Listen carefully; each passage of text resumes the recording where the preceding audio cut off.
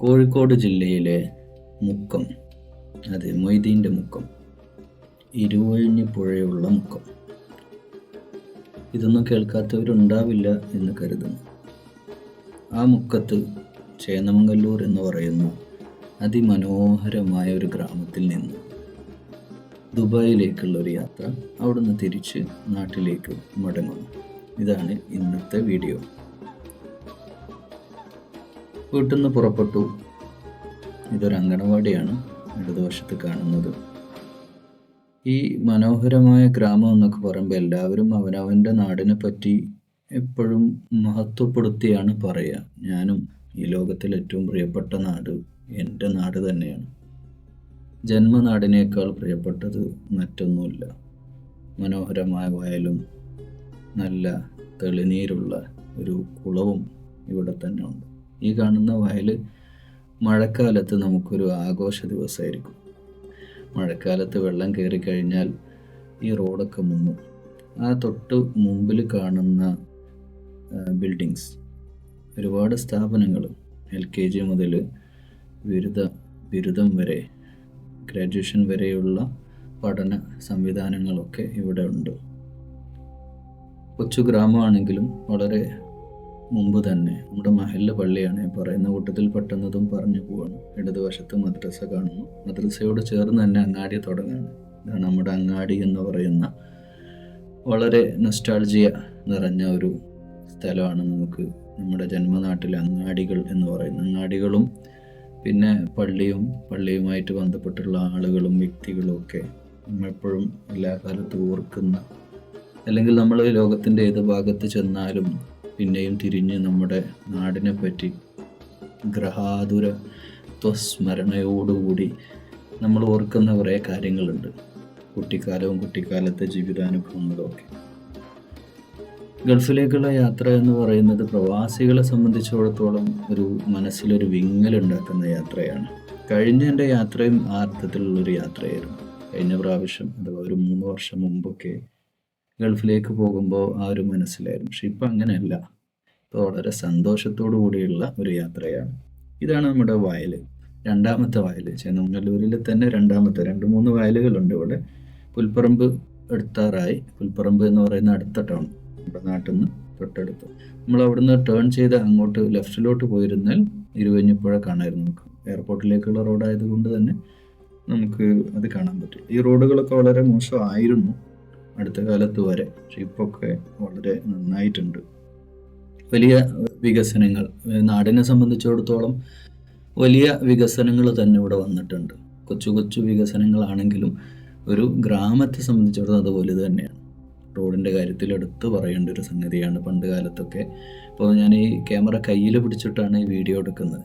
പണ്ടൊക്കെ കയ്യിൽ പിടിച്ചെടുക്കുകയാണെങ്കിൽ ഇങ്ങനെയൊന്നും ബാലൻസ് ചെയ്യാൻ പോലും പറ്റാത്ത, കുണ്ടും കുഴിയും നിറഞ്ഞ റോഡ് ഏതാണ് തോട് ഏതാണ് എന്ന് മനസ്സിലാക്കാൻ പോലും പറ്റാത്ത റോഡുകളായിരുന്നു ഒരു കാലത്ത്. ഇതെങ്കിൽ ഇന്നതൊക്കെ മാറി നല്ല റോഡായിട്ട് മാറിയിട്ടുണ്ട്. അതൊരു മാറ്റം തന്നെയാണ്. അതിൻ്റെ പിന്നിൽ പ്രവർത്തിച്ച ജനപ്രതിനിധികളെയും പിന്നണി പ്രവർത്തകർക്കും അഭിവാദ്യങ്ങൾ അർപ്പിച്ചുകൊണ്ട് നമുക്ക് കടന്നു പോകാം. വളരെ മനോഹരം എന്ന് തന്നെയല്ലേ നമുക്ക് പറയാൻ പറ്റുക. ഈ 2 ഭാഗത്തും ഇങ്ങനെ പച്ചപ്പ് നിറഞ്ഞ, കാരണം ഇതൊക്കെ മലയാളികളായ നാട്ടിലുള്ള ഒരാളിന് ഇതൊക്കെ നോക്കി കാണുമ്പോൾ അത്ര വലിയ കാര്യമായിട്ടൊന്നും തോന്നൂല. പക്ഷേ നമ്മൾ അനുഭവിക്കുന്ന പ്രകൃതി രമണീയത, ഇവിടുത്തെ അന്തരീക്ഷത്തിൻ്റെയൊക്കെ വാല്യൂ, അത് നമ്മൾ പുറത്തെവിടെങ്കിലും പോയിട്ട് അവിടുത്തെ ചൂടും അവിടുത്തെ അന്തരീക്ഷമൊക്കെ നേരിട്ട് അനുഭവിച്ച്, അത് ടൂറ് പോയവർക്കും മനസ്സിലാവില്ല. ഒരു ദുബായ് ട്രിപ്പ് പോയ ആളുകൾക്കൊന്നും ദുബായ് ഇന്ത്യ അല്ലെ കേരളം കമ്പയർ ചെയ്യാനൊന്നും കഴിയില്ല. കുറച്ച് ആ ഒരു നിന്ന സമയത്തുള്ളൊരു ഫീൽ അത്രയും. പക്ഷെ അവിടെ നമ്മൾ താമസിക്കുമ്പോഴാണ് നമുക്കതിൻ്റെ, നമ്മൾ ആലോചിച്ച് നോക്കണം. നമ്മൾ പുറത്ത് പോയാൽ നമ്മൾ കുടിക്കുന്ന പച്ചവെള്ളം നമുക്ക് ഇവിടെ നിന്ന് കിണറിൽ നിന്ന് കോരി കുടിക്കാനൊന്നും അവിടെ നിന്ന് കഴിയില്ല. അങ്ങനെ സംവിധാനങ്ങളും ഇല്ല. നമ്മളെല്ലാം മിനറൽ ബോട്ടിലുകളാണ്. ബോട്ടിൽ കൊണ്ടുവന്ന് പ്യൂരിഫൈ ചെയ്തെടുത്ത ബോട്ടിലുകളാണ് അവിടെ നിന്ന് കുടിക്കുക. ഇവിടെ നോക്കൂ, വലതുവശത്തൊരു ഗ്രൗണ്ട് ഉണ്ട്. ശരിക്കും നമ്മൾ 2 ഗ്രൗണ്ട്, ഇതിൽ വീഡിയോയിൽ കാണാൻ പറ്റില്ല, നമ്മുടെ നാട്ടിൽ തന്നെ നാച്ചുറലായിട്ടുള്ള ടർഫൊന്നും അല്ല, 2 ഗ്രൗണ്ട്. അപ്പോൾ അടുത്ത ടൗൺ എത്തി. 300 കഴിഞ്ഞു, പാഴൂർ അങ്ങാടിയിലൂടെയാണ് കടന്നു പോകുന്നത്. പാഴൂർ ഇവിടെയൊക്കെ വന്നവർക്കൊക്കെ അറിയാം, ഇതൊരു കൊച്ചു ടൗൺ തന്നെയാണ്. ചെന്നമംഗലൂർ കഴിഞ്ഞ് പുൽപ്പറമ്പ് കഴിഞ്ഞ് പിന്നെ പാഴൂരാണ്. അത് കഴിഞ്ഞ് ഞാൻ കൊണ്ടോട്ടി വരെ കണ്ടിന്യൂസ് ആയിട്ട് ഇത് പിടിച്ച് വെക്കുന്നില്ല, വീഡിയോ എടുക്കുന്നുമില്ല. പിന്നെ അങ്ങനെ വെക്കാനുള്ളൊരു ലിമിറ്റേഷൻ ഉണ്ട്, കയ്യിൽ പിടിച്ച് ഇങ്ങനെ എടുക്കുകയാണ്. അതുകൊണ്ട് തന്നെ കൂടിമാട് വരെയുള്ള വീഡിയോ ആണ് എടുത്തിട്ടുള്ളത്. അപ്പോൾ ഇതൊക്കെ ഓരോ ടൗണുകളാണ്, ഒരു ടൗൺ കഴിഞ്ഞ് അടുത്ത ടൗൺ ഇങ്ങനെ പോവുകയാണ്.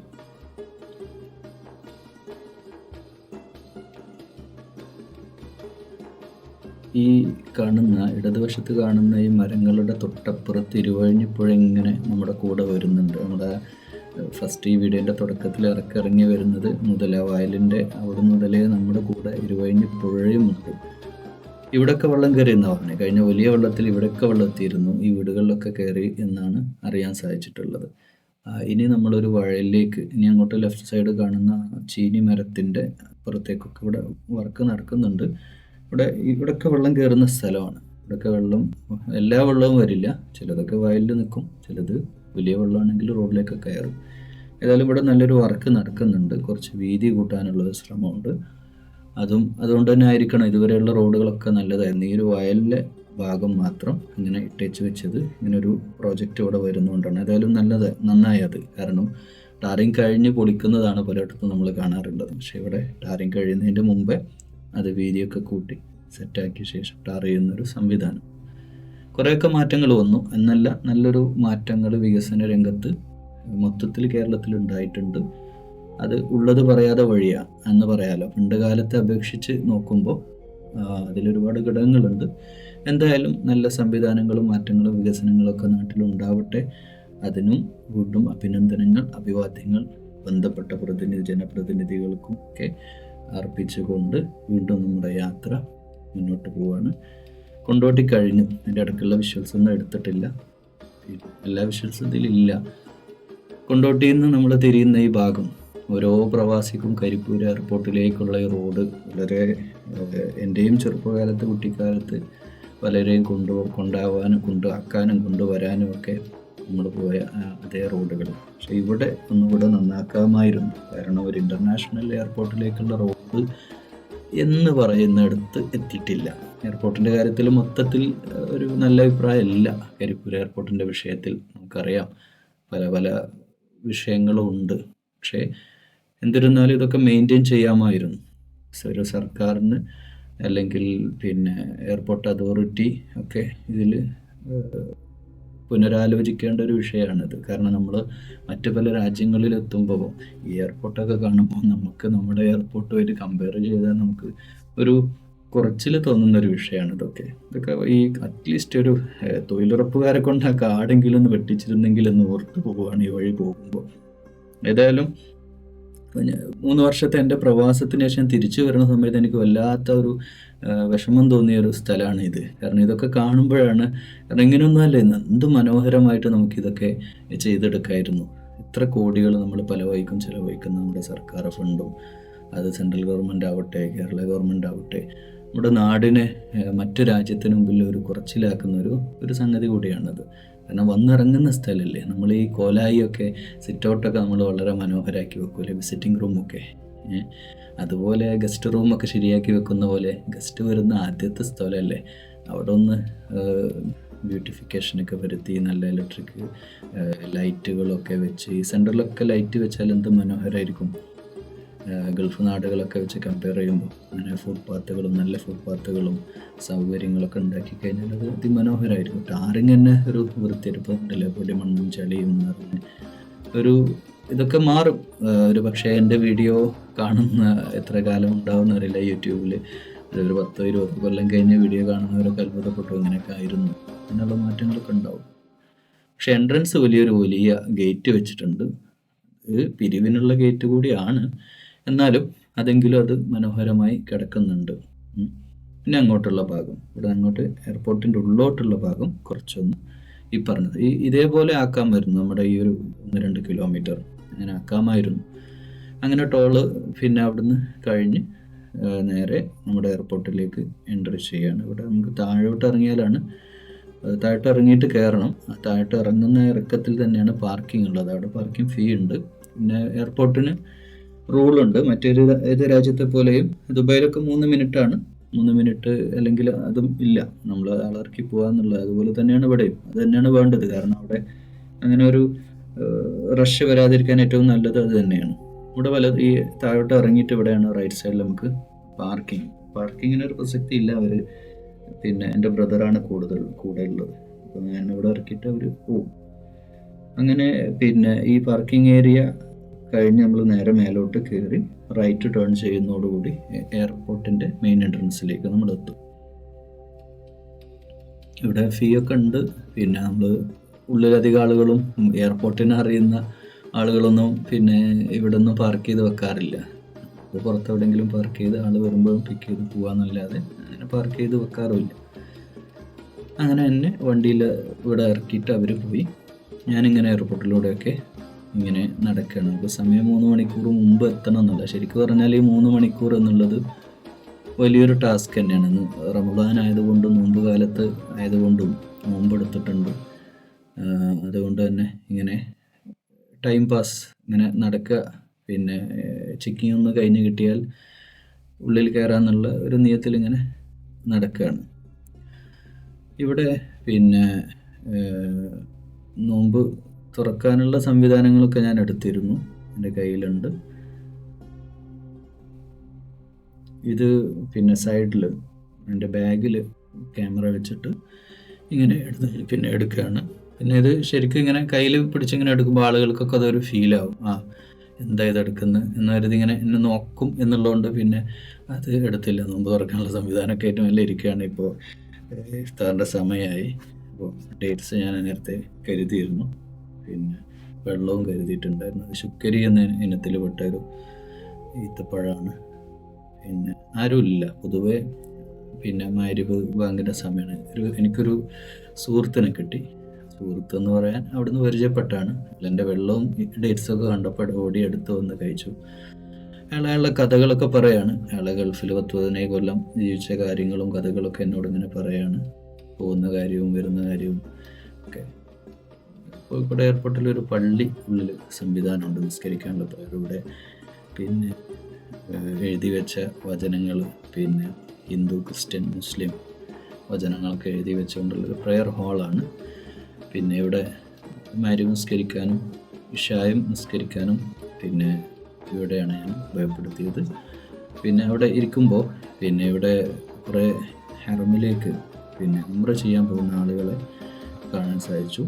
ഉംറ ചിലരാവട്ടെ പിന്നെ ഇവിടെ തറാവീഹും ഇവിടെ ഉണ്ടായി എന്നുള്ളതാണ് രസകരമായ സംഗതി. കാരണം കുറച്ച് ഉസ്താദുമാരൊക്കെ ഒരുമിച്ച് ഒരു ട്രിപ്പിന് പോകാൻ തോന്നുന്നുണ്ട്. അപ്പോൾ അവർ ഒരുമിച്ച് ഒരു തറാവീഹൊക്കെ ഇവിടെ നിന്ന് തന്നെ കഴിച്ചു. അവർക്കും സമയമുണ്ടല്ലോ, 2-3 മണിക്കൂർ ഫ്രീ ആണല്ലോ. നമ്മൾ വെറുതെ റമദാനിലെ സമയം വെറുതെ കളയണ്ട. പിന്നെ ഒരുപാട് ആളുകളോട് വന്നിട്ട് ഖുർആൻ ഓതിയിരിക്കുന്നവരൊക്കെ ഉണ്ട്. ഏതായാലും ഇതൊരു നല്ലൊരു സംവിധാനമാണ്. പ്രത്യേകിച്ച് ഈ ഉംറക്ക് പോകുന്നവർക്കും ഹജ്ജിന് പോകുന്നവർക്കൊക്കെ നിസ്കാരം മിസ് ചെയ്യാത്ത രീതിയിലൊരു സംവിധാനം എയർപോർട്ട് അതോറിറ്റി ചെയ്തു എന്നുള്ളത് നല്ല സൗകര്യത്തിൽ തന്നെ ഉണ്ട്. പിന്നെ കാരണം ഇത് നമുക്ക് ഏറ്റവും ഫീൽ ആവുകയെന്ന് പറഞ്ഞാൽ ഈ 3 മണിക്കൂർ നമ്മൾ വെറുതെ ഇരിക്കുന്നു എന്നൊരവസ്ഥയാണ്. ഫസ്റ്റ് തന്നെ ചെക്കിങ്ങൊക്കെ ഫസ്റ്റ് തന്നെ കഴിഞ്ഞ് ഞാൻ എൻ്റർ ചെയ്തു. ലഗേജും കാര്യങ്ങളൊന്നുമില്ല. ഞാനൊരു 180 ഡേയ്സ് കൊണ്ട് ദുബായിൽ പോയി ഒന്ന് വിസ അപ്ഡേറ്റ് ചെയ്യാൻ വേണ്ടി പോവാണ്. അപ്പോൾ നമുക്കൊരു പ്രവാസത്തിൻ്റെ നൊമ്പരോ അല്ലെങ്കിൽ നാട് വിടേണ്ട ഫീലൊന്നുമല്ല. വളരെ ഹാപ്പി ആയിട്ടുള്ളൊരു യാത്ര. അതുകൊണ്ടാണ് ഇങ്ങനെ വീഡിയോ ഒക്കെ എടുത്തിട്ട് പോകുന്നത്. അപ്പോൾ സന്തോഷത്തോടുള്ളൊരു യാത്ര ആകാനുള്ളൊരു കാരണം നാളെ തിരിച്ചിങ്ങോട്ട് തന്നെ വരാനുള്ളതാണ്.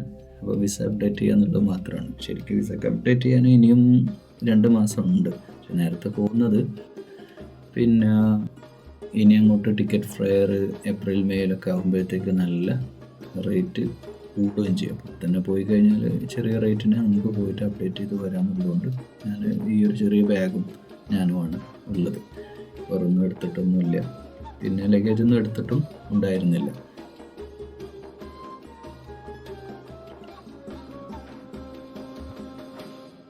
ഞാൻ ഈ പള്ളിയിൽ നിന്ന് പുറത്തേക്ക് ഇറങ്ങാണ്. ഇത് വാഷ്റൂം ഏരിയ, ഇതൊരു എമർജൻസി എക്സിറ്റ്. അത് കഴിഞ്ഞ് അങ്ങോട്ട് ആൾ അങ്ങോട്ട് കയറാൻ പോകുന്ന ആ ഭാഗത്താണ് ഇങ്ങോട്ട് എൻ്റർ ചെയ്യുന്ന സ്ഥലം. അവിടെ തന്നെ ഹൗളും സംവിധാനങ്ങളും ഉണ്ട്.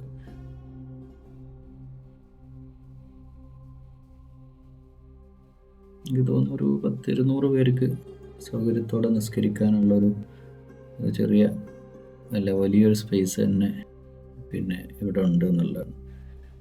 ഇപ്പോൾ മാത്രമല്ല പവർ പോയിന്റും വെച്ചിട്ടുണ്ട്, നമുക്ക് ചാർജ് ചെയ്യാനും ഒക്കെ സൗകര്യം ഇവിടെ ഉണ്ട്. യാത്രക്കാരൻ്റെ നിസ്കാരം എന്നുള്ളത് ജമ്മ ചെയ്യാനും ഖസ്ർ ചെയ്യാനും ഒക്കെ പറ്റുമെങ്കിലും ഇവിടെ പിന്നെ അതിന് സൗകര്യമുള്ളത് കൊണ്ട് നിസ്കരിച്ച് പോകുന്നത് തന്നെയാണ് ഏറ്റവും അഫ്ളലായ കാര്യം. പലർക്കും പല അഭിപ്രായങ്ങളുമാണ്. നമ്മൾ യാത്രക്കാരല്ലേ, അവിടെ ചെന്നിട്ട് നിസ്കരിച്ചാൽ മതിയല്ലോ എന്നൊക്കെ പറയാറുണ്ട്.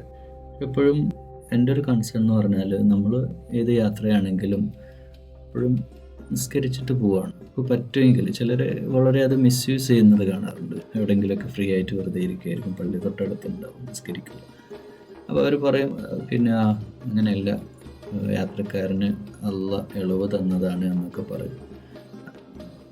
അതൊന്നും അല്ല, അത് നിസ്കരിച്ചിട്ട് പോകുന്നതാണ് അതിൻ്റേതായ ശരി എന്നുള്ളത്.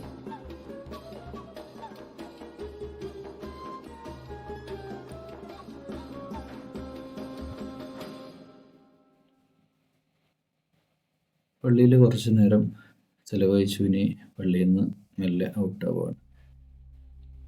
പുറത്ത് പിന്നെ ചെക്കിങ് കഴിഞ്ഞ ഉള്ളിലാണ്, ഉള്ളിലേക്ക് എത്തി. നമ്മുടെ സെക്യൂരിറ്റി ചെക്കിങ് ഒക്കെ പെട്ടെന്ന് ഹൗൾ ഏരിയ നേരത്തെ പറഞ്ഞല്ലോ. പിന്നെ ഇവിടെ നമ്മൾ പുറത്തേക്ക് ഇവിടെ ഒരു ജമാഅത്ത് നടക്കുന്നുണ്ട്. ആളുകൾ വരുന്നതനുസരിച്ച് ഇങ്ങനെ ജമാഅത്ത് നടന്നുകൊണ്ടേയിരിക്കും. ചിലർ കൂട്ടമായിട്ട് ഒറ്റക്കൊക്കെ നിസ്കരിച്ചിട്ട് പോകും. ഇരിക്കാനുള്ള സൗകര്യമുണ്ട്. സ്ത്രീകൾക്ക് ഉള്ളു കൊടുക്കാനും നിസ്കരിക്കാനും അവർക്ക് വേറെ തന്നെ സൗകര്യങ്ങൾ ഇവിടെ ചെയ്തു വെച്ചിട്ടുണ്ട്. പിന്നെ ഇവിടുന്ന് നമ്മൾ ഔട്ടായാൽ എല്ലാ ഇൻ്റർനാഷണൽ എയർപോർട്ടുകളിലും ഇതുപോലെ പിന്നെ പ്രയർ സൗകര്യങ്ങളും സംവിധാനങ്ങളൊക്കെ ഉണ്ട്. ഇനി യൂറോപ്യൻ ഭാഗത്തുണ്ടോ എന്നറിയില്ല, ഇവിടെയൊക്കെ അതിന് സൗകര്യങ്ങളുണ്ട്. GCCയിലൊക്കെ എല്ലാ രാജ്യങ്ങളിലും അത് സ്വാഭാവികമായിട്ടും ഉണ്ട്. പുറത്തും അകത്തൊക്കെ സംവിധാനങ്ങളുണ്ട്. പറഞ്ഞല്ലോ, റമദാൻ ആയതുകൊണ്ടും ഈ ഒരു സമയം വലിയ റഷൊന്നുമില്ല. പിന്നെ എല്ലാം കാലി ഒഴിഞ്ഞിരിക്കുന്ന കസേരകൾ തെറ്റേറ്റ് ആരെങ്കിലുമൊക്കെ വന്നിരിക്കുന്നു എന്നതാണ് ഇവിടെ ഉള്ളത്. ഈ പ്രയർ ഹാളിനോട് ചേർന്നിട്ടുള്ള ഭാഗമാണ് ഞാൻ ഈ വീഡിയോ ചെയ്യുന്നത്. ഇനി നമുക്ക് പിന്നെ ഡ്യൂട്ടി ഫ്രീ മാർക്കറ്റുകളുണ്ട്. ഇവിടെ എന്തൊരു റിനോവേഷൻ വർക്ക് നടക്കുന്നുണ്ട്, മറച്ചു വെച്ചിട്ടുണ്ട്.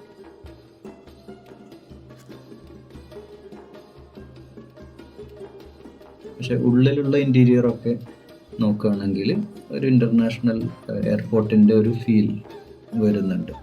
നമ്മൾ ദുബായിൽ നിന്ന് ഇങ്ങോട്ട് വരുമ്പോൾ നമുക്ക് തോന്നുന്നില്ലെങ്കിൽ ഇവിടെ നിന്ന് അങ്ങോട്ട് പോകുമ്പോൾ ആ ഒരു ഫീല് നമുക്ക് ഉണ്ടാവും. കാരണം അത്യാവശ്യം തിരക്കേടില്ലാത്ത സംവിധാനങ്ങളും സൗകര്യങ്ങളും ഇപ്പോൾ ലോഞ്ചുകളും ഉണ്ടല്ലേ, ഇവിടെ ചാരിയിരുന്ന് ഉറങ്ങാൻ പറ്റുന്ന സൗകര്യത്തിലുള്ള ചെയറുകളും ഒക്കെ അവിടെ ഉണ്ട്.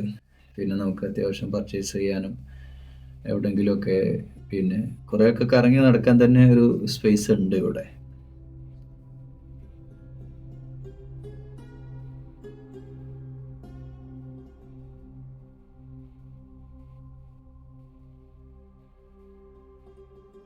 ക്ലീനിങ് സ്റ്റാഫൊക്കെ വളരെ കൃത്യമായിട്ട് ഉണ്ട്. ഷോപ്പുകൾ ഇവിടെ നിന്ന് അങ്ങോട്ട് അപ്പോൾ താരതമ്യേന ചില പിന്നെ പ്രോഡക്ട്സിനൊക്കെ റേറ്റ് കുറവാണ്. ചില ഇതിനൊക്കെ ഇപ്പം അത്രയൊക്കെ ഞാൻ റേറ്റ് വെച്ച് നോക്കുമ്പോൾ നല്ല റേറ്റ് ഉണ്ട്. കാരണം നമ്മൾ പിന്നെ ദുബായിൽ നിന്നോ അല്ല ഷാർജയിൽ നിന്നൊക്കെ വാങ്ങുന്നതിനേക്കാളും നല്ല വില കൂടുതലാണ് ഇവിടെ. പിന്നെ ചില പ്രൊഡക്ട്സിന് മാത്രം. പുസ്തകങ്ങൾ, ബുക്ക് സ്റ്റാൾ ആണ് ഇത്. പിന്നെ ഓരോരോ ഷോപ്പിലും ജസ്റ്റ് ഒന്ന് കയറി ഇറങ്ങി നമുക്ക് ഇതിൻ്റെ ഉള്ളിലൊക്കെ പിന്നെ കാണാത്തവർക്ക് ഇതൊക്കെ ഒരു കാഴ്ചയാണല്ലോ, അതുകൊണ്ട് ഒന്ന് കാണിക്കുന്നു എന്ന് മാത്രം.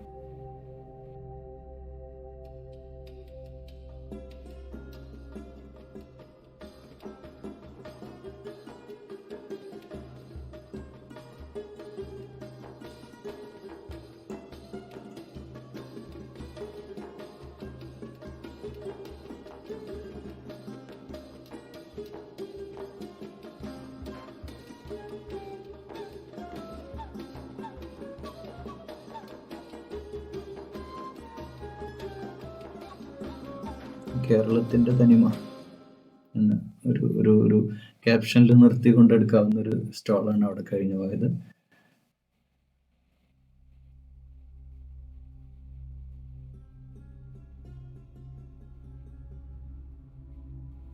അത്യാവശ്യം ഷോപ്പുകളൊക്കെ ഉണ്ട്. പിന്നെ നമ്മൾ പുറത്തുനിന്ന് നല്ല ലൈറ്റുള്ളിടത്തു നിന്ന് എടുക്കുന്ന ഒരു വീഡിയോ ക്ലാരിറ്റി ഉള്ളിൽ നിന്ന് എടുക്കുമ്പോൾ നമുക്ക് കിട്ടില്ല. എല്ലാ ഷോപ്പിലും കയറുന്നില്ല. പിന്നെ ഈ ഷോപ്പിൽ കയറാൻ എനിക്ക് താല്പര്യമില്ല എന്ന് പറയുന്നതാണ്. അത് മദ്യം വൈനുമായിട്ട് ബന്ധപ്പെട്ടുള്ള നമ്മുടെ ഹറാമായിരിക്കുന്ന ഒരു ഷോപ്പാണ്. അത് പ്രൊമോട്ട് ചെയ്യേണ്ട കാര്യം നമുക്കില്ലല്ലോ. ജസ്റ്റ് ഇങ്ങനെ അടുത്ത ഷോപ്പിലേക്ക് നമുക്ക് കയറി നോക്കാം. പ്രൊമോട്ട് ചെയ്യില്ല, അത് പിന്നെ എടുത്തു പറയേണ്ട ഒരു സംഗതിയുണ്ട്. എൻ്റെ സുഹൃത്ത് ഈ മെഡിക്കൽ ഷോപ്പ് കണ്ടപ്പോൾ ഞാൻ പെട്ടെന്ന് കയറി, ഞാനിപ്പോൾ അവരോടൊന്ന് സംസാരിച്ചിരിക്കുകയാണ്. അതാണ് നിങ്ങൾക്ക് ഇങ്ങനെ കാണിക്കുന്നത്. ഈ മെഡിക്കൽ ഷോപ്പിൽ ഞാൻ കയറിയിട്ട് പിന്നെ ഒരു കാര്യം അവരോട് ചോദിച്ചു. എനിക്കൊരു പിന്നെ മരുന്ന്, എൻ്റെ സുഹൃത്തിനുള്ള ഒരു മരുന്ന് വാങ്ങാനുണ്ട്. ഞാൻ പുറത്തുനിന്ന് കൊണ്ടോട്ടിയിൽ നിന്ന് 1170 രൂപക്ക് ആ മരുന്ന് വാങ്ങി. ഇവിടെ ഉള്ളിൽ നിന്ന് ഞാൻ അതേ പ്രോഡക്റ്റിന് വില ചോദിച്ചപ്പോൾ 400 രൂപയുള്ളൂ. ഞാൻ ഞെട്ടിപ്പോയി. സത്യത്തിൽ നമുക്ക് ഇതിനെപ്പറ്റി അറിയില്ല. ഞാനിപ്പോൾ ഈ വീഡിയോയിൽ എനിക്ക് ഇൻഫോർമേറ്റീവായിട്ട് ഒരു കാര്യം പറയാനുള്ളത് ഇതാണ്. പിന്നെ ഇവിടെ മരുന്നിന് നല്ല വിലക്കുറവ്. നമ്മൾ പുറത്തേക്കൊക്കെ പോകുമ്പോഴും നമുക്ക് അത്യാവശ്യത്തിന് മരുന്നൊക്കെ മേടിക്കാനുണ്ടെങ്കിൽ ഇവിടെ ഒന്ന് അന്വേഷിക്കുക. ഇവിടെ ഇല്ലാഞ്ഞാൽ പിന്നെ നമുക്ക് പുറത്ത് പോകാൻ കഴിയില്ല എന്നുള്ള ലിമിറ്റേഷൻ ഉണ്ട്. എന്നാലും ആ മരുന്ന് ഇവിടെ ഉണ്ടായിരുന്നു. അത്യാവശ്യം പിന്നെ മരുന്നുകളൊക്കെ ഇവിടെ ഉണ്ട്. ഇവിടെ നിന്ന് വാങ്ങുന്ന നല്ല വിലക്കുറവിൽ കിട്ടും എന്നുള്ള കാര്യം അത് നാട്ടിലേക്ക് വരുന്നവർ ഒന്ന് ശ്രദ്ധിക്കുന്ന. അല്ല, കരിപ്പൂർ എയർപോർട്ടിൽ ഇറങ്ങിയിട്ട് ഈ ഒരു ഫാർമസി ഇവിടെ ഞാൻ കാണുന്നുള്ളൂ.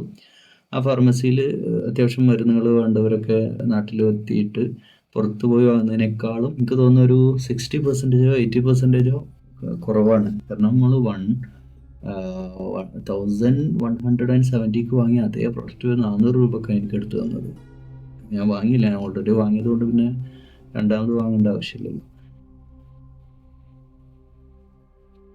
നമ്മളിപ്പോൾ പിന്നെ പുറപ്പെടേണ്ട പിന്നെ ഗേറ്റുകളാണ് കാണുന്നത്. പിന്നെ ഫ്ലൈറ്റ് വന്ന് നിൽക്കുന്ന ഗേറ്റ് നമ്പർ 1, 2, 3 3 ഗേറ്റേ ഉള്ളൂ. 3 ഗേറ്റേ ഉള്ളൂ എന്ന് പറയുന്നത് ദുബായിൽ നിന്ന് ഇങ്ങോട്ട് നോക്കുമ്പോഴാണ്. ഇവിടെ 3 ഗേറ്റ് ഉണ്ട്. 3 ഗേറ്റിലൂടെയാണ് നമ്മൾ എൻ്റർ ചെയ്യേണ്ടത്. കഫ്റ്റീരിയകൾ പിന്നെ ഒക്കെ ഉണ്ട്. പക്ഷെ മൊത്തത്തിൽ പറഞ്ഞ കാലിയാണ്. ഇവിടെ ഇങ്ങനെയൊന്നും അല്ല. നല്ല റഷായിട്ട് നിൽക്കേണ്ട സമയമാണ്. പിന്നെ മഗ്‌രിബിൻ്റെ ഒരു ഇഫ്താറിൻ്റെ സമയമായതുകൊണ്ട് ചില ആളുകളെങ്കിലും ഇഫ്താറൊക്കെ കഴിഞ്ഞ് എയർപോർട്ടിൽ ചെക്കിങ് ചെയ്യാമെന്ന് കരുതി പുറത്ത് വെയിറ്റ് ചെയ്ത് ഭക്ഷണമൊക്കെ കഴിച്ച് കയറുന്നവരും ഉണ്ടാവും. പിന്നെ പെരുന്നാളിനേക്ക് ഇനി ഒരാഴ്ചയേ ഉള്ളൂ. റമദാനിലെ നോമ്പിൻ്റെ അവസാനത്തെ 10-ലെ അവസാനത്തെ ഒരു സമയമാണ്. അതുകൊണ്ട് തന്നെ അധികം ആളുകൾ പിന്നെ യാത്ര മാറ്റി വെക്കുകയാണ് ചെയ്യുക. പ്രത്യേകിച്ച് നാട്ടിൽ നിന്ന് അങ്ങോട്ടുള്ള യാത്രകളൊക്കെ മാറ്റി വെക്കുക ചെയ്യുക. പക്ഷെ ഞാൻ ഈ ടിക്കറ്റ് ഫെയർ നോക്കുമ്പോൾ ഡബിൾ ചാർജ് ആവുകയാണ് അടുത്ത ആഴ്ച. പിന്നെ ഇപ്പോൾ തന്നെ പോകുക എന്നുള്ളതാണ്. നമ്മളിപ്പോൾ അങ്ങോട്ടും ഇങ്ങോട്ടേക്കും കൂടെ ഒരു 40,000 മേലെ 45,000 രൂപയോളം പിന്നെ ടിക്കറ്റ് ഫെയർ വരുന്നുണ്ട്. പെരുന്നാൾ കഴിഞ്ഞാൽ ഇതിന് ശേഷമുള്ള സമയം. അപ്പോഴാണെങ്കിൽ ഒരു 20,000-ന് നമുക്ക് പോയി തിരിച്ചു വരാം. പകുതി ലാഭം എന്ന് പറയാലോ. അപ്പോൾ ഇപ്പോൾ തന്നെ പോകാന്നുള്ള നിലക്കാണ് ഇന്ന് ജസ്റ്റ് പോയിട്ട് വരുന്നത്.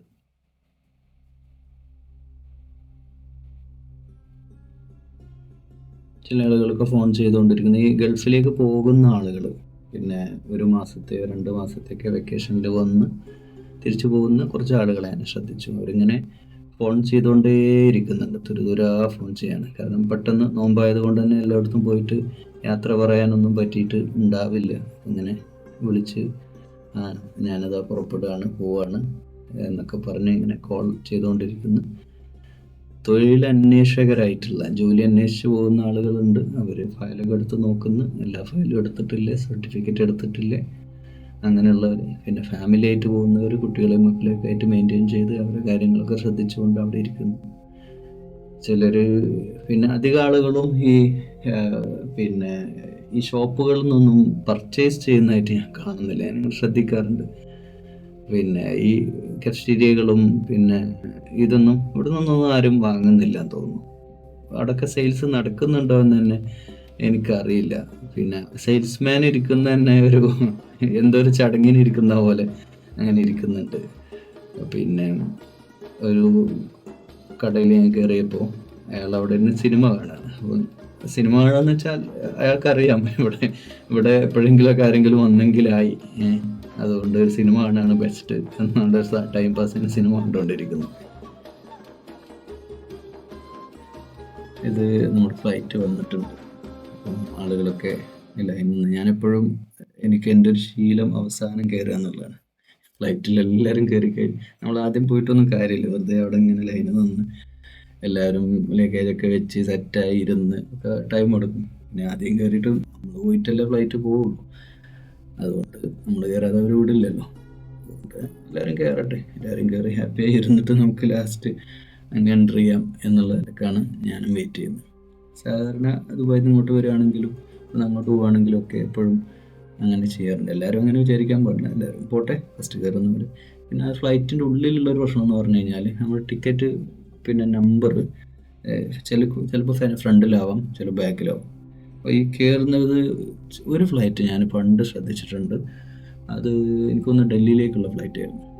അവർ കറക്റ്റായിട്ട് പിന്നെ ഏത് ഫ്ലൈറ്റാണ് നോക്കുന്നില്ല, ജെറ്റ് എയർവേയ്സ് ആണോ പിന്നെ എയർ ഇന്ത്യ ആണോ എന്നറിയില്ല. അന്നത്തെ ആ ടീം നല്ല പക്ക ടീം, അവർക്ക് ഫ്ലൈറ്റിൻ്റെ നമ്പേഴ്സ് അറിയാം. അതായത് ആ പിന്നെ സ്റ്റാഫ് അവർ കറക്റ്റ് വിളിക്കുക, നമ്പേഴ്സ് ഇന്ന നമ്പർ ടു ഇന്ന നമ്പർ വരും. ഫോർ എക്സാമ്പിൾ 200 ആണ് ടോട്ടലെങ്കിൽ അവർ വിളിക്കുക ലാസ്റ്റ് 175 ടു 200 വരെ അവർ അനൗൺസ് ചെയ്യും, അവർ കയറ്റും. അപ്പോൾ അവർ വേഗം കയറി ഫ്ലൈറ്റിൻ്റെ ഏറ്റവും ബാക്കോട്ടാണ് ഫസ്റ്റ്. ഇവരെങ്ങനെയാണെന്ന് വെച്ചാൽ ഇതാ ഫ്ലൈറ്റ് വന്ന് എല്ലാവരും വരൂ എന്ന് പറഞ്ഞിട്ട് അനൗൺസ് ചെയ്യും. അതോടുകൂടി എല്ലാവരും കയറി ലൈനിൽ കയറും. അപ്പോൾ ഈ ഏറ്റവും ബാക്ക് പോകേണ്ട, ഏറ്റവും മുമ്പിലിരിക്കേണ്ട ആൾ ആയിരിക്കില്ല ആദ്യം കയറുന്നത്, ഏറ്റവും ബാക്ക് പോകേണ്ട ആളായിരിക്കും. മുമ്പിലിരിക്കേണ്ട ആൾ ലഗേജ് നിൽക്കുന്ന സമയം മറ്റുള്ളവർക്ക് ഇങ്ങനെ ലൈനിൽ നിന്ന് ഫ്ലൈറ്റിനടങ്ങി ഇങ്ങനെ നിൽക്കുന്ന റഷ് ആകുന്നൊരവസ്ഥ നോർമലി കണ്ടുവരാറുണ്ട്. അതിനൊക്കെയുള്ളൊരു സംവിധാനം ഒരുക്കാം, അതൊക്കെ നല്ലതായിരുന്നു. എനിക്ക് തോന്നുന്നത് ഈ ചെയർ ഇട്ട് വെച്ചിരിക്കുന്ന അത് പ്രാക്ടിക്കലായിരിക്കും, കാരണം പല പല ഫ്ലൈറ്റുകൾ വരുന്നല്ലേ, ദുബൈയിൽ കാണാൻ നടക്കും തോന്നുന്നു. അതൊന്നുമില്ല, പെട്ടെന്ന് കയറി ഒരു 5 മിനിറ്റ് എടുക്കില്ല, എല്ലാവരും പെട്ടെന്ന് ഇരിക്കും. എന്നാലും മാക്സിമം കംഫർട്ട് ആക്കുക എന്നുള്ളത് എപ്പോഴും അതോറിറ്റി ഒക്കെ ശ്രദ്ധിക്കേണ്ട കാര്യങ്ങളാണ്. ഓക്കെ, എനിവേ പിന്നെ ഞാനും ഇപ്പോൾ ലൈനിൽ തന്നെയാണ്, ലൈനിൽ ഏറ്റവും ബാക്കിലായിട്ട് ഇങ്ങനെ ഇരിക്കുന്ന ആളുകളൊക്കെ കയറിക്കൊണ്ടിരിക്കുന്നുണ്ട്. അവിടെ നമ്മുടെ ടിക്കറ്റ് പരിശോധിച്ച് ഉള്ളോട്ട് നമ്മൾ കയറുകയാണ്.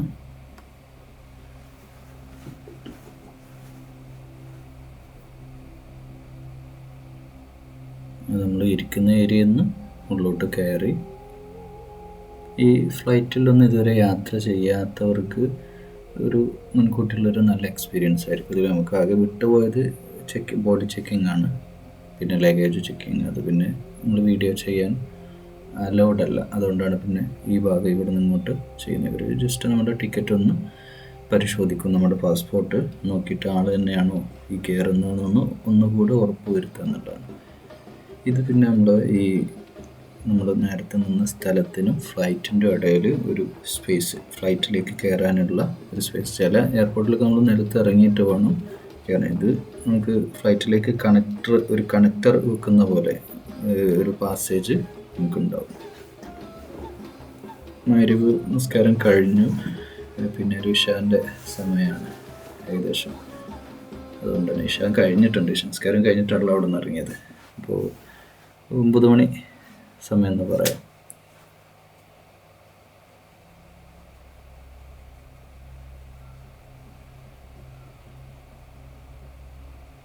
ഇത് നേരെ one side building, one side flight. ഇവിടുന്ന് ഒരു ക്രോസ് ചെക്കിങ് കൂടെ ഉണ്ട്, ഒന്നുകൂടെ അവരൊന്ന് ചെക്ക് ചെയ്ത് കൺഫേം ചെയ്ത് നമ്മൾ ഫ്ലൈറ്റിൻ്റെ അകത്തേക്ക് കയറി. പൊതുവെ പിന്നെ അത്ര വലിയ തിരക്കൊന്നുമില്ല, എന്നാലോട്ടെ ഫ്ലൈറ്റിലേക്കുള്ള ആളുകളുണ്ട്. പിന്നെ ചില സീറ്റുകളൊക്കെ കാലിയായിരുന്നു. ഈ റഷാണ് ഞാൻ നേരത്തെ പറഞ്ഞത്. പിന്നെ ഇവിടെ ഇങ്ങനെ നിൽക്കേണ്ടി വരും. ഇപ്പോഴും ഞാൻ എത്തിയിട്ടും ഇവിടെ 1-2 ആളുകൾ പിന്നെയും ബാഗിൽ നിന്ന് മൊബൈൽ എടുക്കുന്നു, അല്ലെങ്കിൽ കോഡ് വയർ എടുക്കുന്നു. ആളുകൾ ഇരുന്ന് കഴിഞ്ഞിട്ടുണ്ട് ഞാൻ വരുന്ന സമയത്ത്, ഞാൻ ലാസ്റ്റാണ് കയറുന്നത്.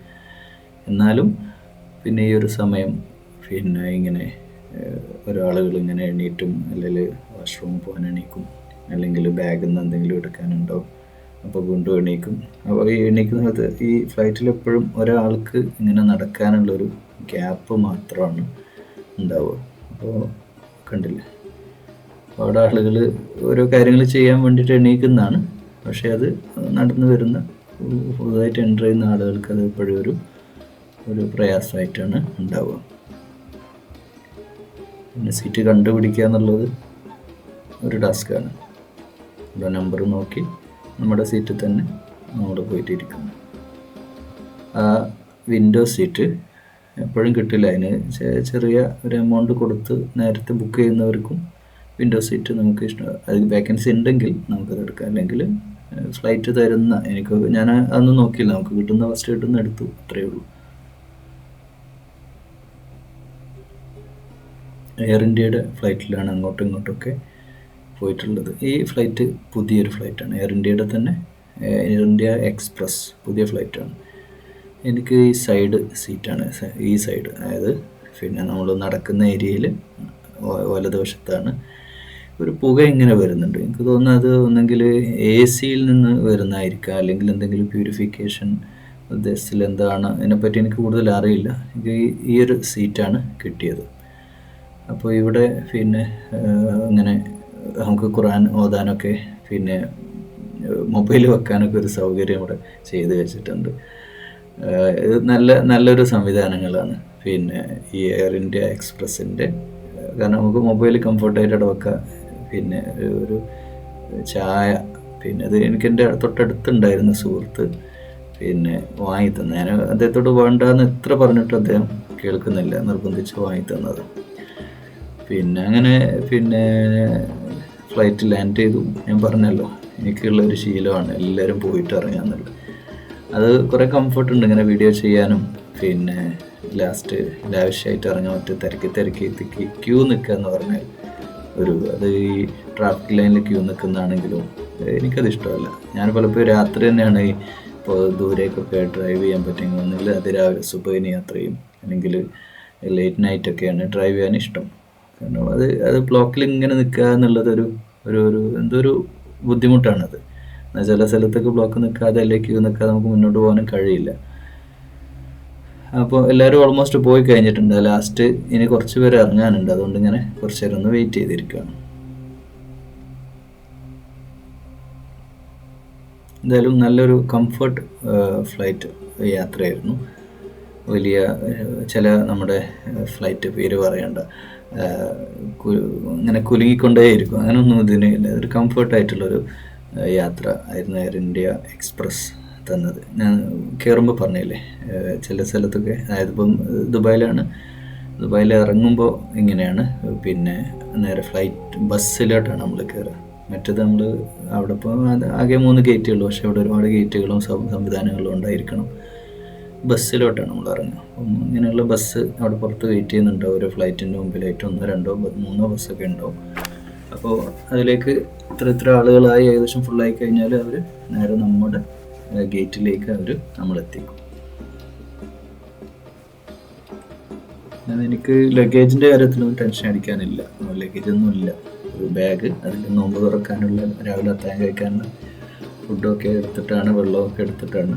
ഇപ്പോൾ റമദാനിലൊരു രാത്രി ജീവിതത്തിൽ ആദ്യമായിട്ടാണ് ഇങ്ങനെ ഒരു യാത്ര. ഇനിയൊരു പക്ഷേ ഇനി ഉണ്ടാവാനും സാധ്യത കുറവാണ്. റമദാനിലൊരു രാത്രി നമ്മൾ യാത്രക്കൊന്നും, പ്രത്യേകിച്ച് അവസാനത്തെ 10 അങ്ങനെ നിർബന്ധിത സാഹചര്യത്തിൽ എടുത്തു പോകുന്നതാണ്. ഈ ഫ്ലൈറ്റ് യാത്ര ചെയ്യുന്ന മിക്ക ആളുകളും പിന്നെ ഒരുപാട് ടെൻഷനുകളുമായിട്ടാണ്. ആളുകളുടെ മുഖത്തു നിന്നൊക്കെ നമുക്ക് വായിച്ചെടുക്കാൻ പറ്റും ഒരുപാട് ടെൻഷനുകളും ഡിപ്രഷനും പ്രശ്നങ്ങളും. ചില അപൂർവം റയറായിട്ടുള്ള ആളുകൾ മാത്രമാണ് ഫാമിലി ആയിട്ട് ഹാപ്പി ആയിട്ട് പോകുന്നവരുണ്ട്. ഉള്ളവരൊക്കെ ഒരു തരം വിടവാങ്ങലിൻ്റെ വിങ്ങലുകളുമായിട്ടൊക്കെ എന്നൊക്കെ പറയാവുന്ന ഒരുപാട് ചോദ്യചിഹ്നങ്ങളുമായിട്ട്, ഒരുപാട് ജീവിതമാകുന്ന ചോദ്യപേപ്പറിൽ ഒരുപാട് ചോദ്യങ്ങൾക്ക് ഉത്തരം കണ്ടെത്താനുള്ള യാത്രയാണ്. വീട്, കുടുംബം, കടങ്ങൾ, ബാധ്യതകൾ. അതിൻ്റെ ഇടയ്ക്കാണ് ഓരോ പ്രവാസിയും, ഒരുപാട് ഫാമിലി പാരൻസുമായിട്ടാണ് ഓരോ പ്രവാസിയും യാത്ര തിരിക്കുന്നത്. അത് ജെന്യുനായൊരു കാര്യമാണ്. പിന്നെ അങ്ങനെയുള്ള മുഖങ്ങൾ ഒരുപാട് കാണാൻ സാധിച്ചിട്ടുണ്ട്. അതിനാണല്ലോ പ്രവാസം എന്ന് പറയുന്നത്. അപ്പം കുടുംബമൊക്കെ വിട്ട്, അല്ലെങ്കിൽ ഈ 1 month 2 month ഒക്കെ വെക്കേഷനിലൊക്കെ വന്ന് പിന്നെ തിരിച്ചു പോകുന്ന ഒരു അവസ്ഥ ദുബായിലെത്തുമ്പോൾ ഓരോരുത്തരും മുഖത്ത് അത് വായിച്ചെടുക്കാനും പറ്റും. ഇനി ജോലിയിലേക്കാണ്, വിശ്രമമില്ലാത്ത ജോലി. ഇപ്പം ഷാർജയിലൊക്കെ നിന്ന് ദുബായിൽ ജോലി ചെയ്യുന്ന ഒരാളെന്നൊക്കെ പറഞ്ഞാൽ അവരുടെ ജീവിതത്തിലൊന്നും പിന്നെ സമയമില്ല. ഉള്ള സമയം മുഴുവൻ ഇതിനു വേണ്ടിയിട്ട് അങ്ങോട്ട് മാറ്റി വെക്കേണ്ട അവസ്ഥയാണ് അവർക്കുള്ളത്. ജോലി ചെയ്തങ്ങ് കാലം കഴിഞ്ഞു പോകുന്ന ഒരവസ്ഥ. 2-3 മണിക്കൂർ ട്രാഫിക്കിൽ യാത്ര, അത് കഴിഞ്ഞ് റൂമിലെത്തിയാൽ പിന്നെ ഈ സാധാരണക്കാരാണെങ്കിൽ പറയും വേണ്ട, ബെഡ് സ്പേസിലൊക്കെ ജീവിക്കുന്നവരാണെങ്കിൽ നോക്കും വേണം. ബെഡ് സ്പേസിലാണ് നല്ലൊരു ശതമാനം ആളുകളും ജോലി ചെയ്യുന്നത്. അത്രയും ഹൈ സാലറി ഒക്കെ ഉള്ളവരാണ് ഫാമിലിയായിട്ട് നിൽക്കുന്നവരുള്ള. അവർക്കും ബിസിനസ് സംബന്ധമായിട്ടുള്ള ഒരുപാട് പ്രയാസങ്ങളും ബുദ്ധിമുട്ടുകളും നിറഞ്ഞ മറ്റൊരു ലോകം തന്നെയാണ് ഈ പ്രവാസം. നമ്മൾ ഈ നാട്ടിൽ നിന്ന് ഈ ഗൾഫ് പോവുക അല്ലെങ്കിൽ പ്രവാസിയാവുക എന്നൊക്കെ പറയുമ്പോൾ നമ്മുടെ മനസ്സിലേക്ക് വരികയാവോ അവിടെയുള്ള ബുർജ് ഖലീഫയും അവിടെയുള്ള വലിയ വലിയ സംവിധാനങ്ങളും വലിയ റോഡുകളും ഇതൊക്കെയാണ് നമ്മുടെ മനസ്സിൽ വരിക. പക്ഷെ അവിടെ ഇത്രയും ഡിഗ്രി ചൂടിൽ അവർ പെടാപാടുപെടുന്നതിൻ്റെ യാഥാർത്ഥ്യങ്ങളൊരു ലോകമുണ്ട്. അത് പലപ്പോഴും പുതിയ ജനറേഷനിലെ മക്കൾക്കൊന്നും അതറിയില്ല. അവർക്ക് ഈ ഗൾഫ് പണത്തിൻ്റെയും അല്ലെങ്കിൽ അവർ കൊണ്ടുവരുന്ന ഈ പെട്ടി പൊട്ടിക്കുന്ന ഈ പെട്ടിയിലെ വസ്തുക്കളൊക്കെയാണ് അവർ കാണുന്നത്.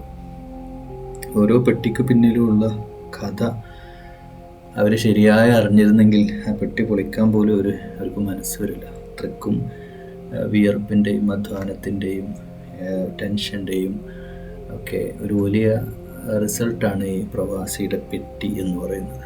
അപ്പോൾ അത് അങ്ങനെ മനസ്സിലാവണമെങ്കിൽ ഇങ്ങനെ ഒരു യാത്ര ഈ യാത്രയും മനോഹരമാണല്ലോ. യാത്ര എന്ന് പറയുമ്പോഴും ഫ്ലൈറ്റിൽ ഇങ്ങനെ പോകുന്ന ഒരു കിങ് രാജാവിൻ്റെ പരിവേഷമാണ് ഓരോ എയർപോർട്ടിലും നമുക്ക് കിട്ടുന്നത്. ഒരു യാത്രക്കാരൻ ആ ഫ്ലൈറ്റിൽ പോകുന്ന ഒരു വലിയ സംഭവമായിട്ടാണ്. പക്ഷേ ഈ ഫ്ലൈറ്റിൽ ഇറങ്ങി ഫ്ലൈറ്റിൻ്റെയും ഇടയിലുള്ളൊരു ജീവിതത്തെപ്പറ്റി പലപ്പോഴും ആർക്കും അറിയില്ല. ആർക്കൊന്നല്ല, കുടുംബക്കാരൊന്നും ശ്രദ്ധിക്കില്ല. ഈ വീഡിയോ കാണുന്ന പ്രവാസം ഇതുവരെ അനുഭവിച്ചിട്ടില്ലാത്ത ആളുകളോടൊക്കെ പറയാനുള്ളത് അതാണ്. ഒരു പ്രവാസിയെ നമ്മൾ കാണുമ്പോൾ അയാളുടെ ഒരുപാട് ത്യാഗങ്ങളെയാണ് നമ്മൾ ഓർക്കേണ്ടത്. അയാൾ ഒരുപാട് കാര്യങ്ങൾ ത്യജിച്ചിട്ടാണ് ഓരോ പ്രവാസിയും അന്യനാടുകളിൽ പോയിട്ട് ജീവിക്കുന്നത്. അവരുടെ ഏറ്റവും വലിയ ത്യാഗം എന്ന് പറഞ്ഞാൽ അവർ നാട് വിടുന്നു എന്നുള്ളതാണ്.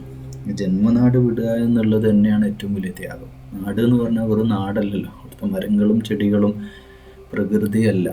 അതിലപ്പുറം നമ്മുടെ നാട് എന്ന് പറഞ്ഞാൽ ബന്ധങ്ങളാണ്, സുഹൃത്തുക്കൾ, അയൽവാസികൾ, അതിനപ്പുറം രക്തബന്ധുക്കൾ, കൂടപ്പിറപ്പുകൾ, ഉമ്മ ഉപ്പ, ഇവരൊക്കെ മാറ്റി വെച്ചിട്ടാണ് വേറെ രാജ്യത്ത് പോയിട്ട് ആ രാജ്യത്ത് സമ്പാദിച്ച് നമ്മുടെ കുടുംബത്തിനും മക്കൾക്കും ഒക്കെ ജീവിക്കാനുള്ള നല്ല സൗകര്യം ഏർപ്പെടുത്തുന്നത്. ചില സിനിമകളൊക്കെ അത് നമ്മൾക്ക് കാണിച്ചു തരാറുണ്ട്. ഇതിൻ്റെ പച്ചയായ യാഥാർത്ഥ്യങ്ങൾ നമുക്ക് കാണിച്ചു തരാറുണ്ട്. അങ്ങനെയുള്ള ഒരു ഇരുണ്ട ജീവിതത്തിൽ അവർ ജീവിച്ചിട്ടാണ് തിരിച്ച് ഒരു പ്രകാശത്തിലേക്ക് എൻ്റെ കുടുംബവും മക്കളെയും പക്ഷേ നാട്ടിലുള്ള അയൽവാസികളെയും കുടുംബക്കാരെയും ഒക്കെ സദഖ ചെയ്തും പിന്നെ സാമ്പത്തികമായിട്ട് സഹായിച്ചും ഒക്കെ അയാൾ മറ്റുള്ളവർക്ക് തണലായിട്ട് മാറുന്നത് ഓരോ പ്രവാസിയും ഉരുകിയിട്ടാണ്. മെഴുകുതിരിയുടെ ജീവിതത്തോട് ഓരോ പ്രവാസിയും ശരിക്കും ഉപമിക്കാം. അയാളെ സംബന്ധിച്ചിടത്തോളം അയാൾ വർഷത്തിൽ വരുന്ന 1-2 മാസം കഴിച്ചാൽ ബാക്കി അയാൾ വിയർപ്പൊഴുക്കുക തന്നെയാണ്. അയാൾ അധ്വാനിച്ചുകൊണ്ടേയിരിക്കുകയാണ്. അത് വലിയ ബിസിനസ്മാൻ ആവട്ടെ, അയാൾക്കും അതിൻ്റേതായ ടെൻഷനും പ്രശ്നങ്ങളുമായിട്ടാണ് അയാളത് മാനേജ് ചെയ്ത് ജീവിക്കുന്നത്. ബിസിനസ് എന്ന് പറയുമ്പോഴും നമ്മൾ ഒറ്റക്കണ്ണിൽ ആ വലിയ ലക്ഷറി ലൈഫല്ലേ എന്നൊന്നും വിചാരിക്കേണ്ട. അതിൻ്റേതായ എല്ലാ റിസ്ക്കും അവർ അനുഭവിക്കുന്നുണ്ട്. ഫാമിലിയായിട്ട് പ്രവാസിയായി ജീവിക്കുന്ന ആളുകൾക്ക് ഒരു 50% അവർക്ക് സന്തോഷവാന്മാർ അല്ലെങ്കിൽ ഭാഗ്യവാന്മാർ എന്ന് പറയാം. അല്ലാത്തവർക്ക് സംബന്ധിച്ചിടത്തോളം അത് 50%. ഫാമിലിയായിട്ട് ജീവിക്കുക എന്ന് പറഞ്ഞാൽ ആ പ്രവാസി അധ്വാനിക്കുന്നതിൻ്റെ ഇരട്ടി അധ്വാനിക്കുകയാണ്. പിന്നെയും ടെൻഷനും പ്രയാസങ്ങളൊക്കെയാണ്. ഒരുപാട് പറയാനുണ്ട്. പ്രവാസ ജീവിതത്തിൻ്റെ അകത്തേക്ക് ഊന്നിറങ്ങുമ്പോൾ വലിയ സന്തോഷകരമായ അവസ്ഥയൊന്നും അല്ല. നാട്ടിൽ കാണുന്ന പണവും പൗസാപ്പും ഒന്നും അല്ല അവിടെ ഉള്ളോട്ട് എത്തിക്കഴിഞ്ഞാൽ. ഏതായാലും നമ്മൾ ദുബായ് എയർപോർട്ടിലെത്തി. പിന്നെ അൽഹംദുലില്ലാ അങ്ങനെ നമ്മൾ ഇവിടെ കണ്ടില്ലേ, പിന്നെ നമുക്ക് പാസ്പോർട്ടൊന്ന് കാണിച്ചു കൊടുത്താൽ മതി. നമുക്ക് വേറെ ഒരു വെരിഫിക്കേഷന്, ചോദ്യം ചെയ്യൽ, എന്തിനു വന്നു, എങ്ങോട്ട് പോകുന്നു, എന്താണ്, അങ്ങനെയൊന്നുമില്ല. അതൊക്കെ വളരെ എന്താ പറയുക, ഈസി ആയിട്ടുള്ള സംവിധാനങ്ങളാണ്.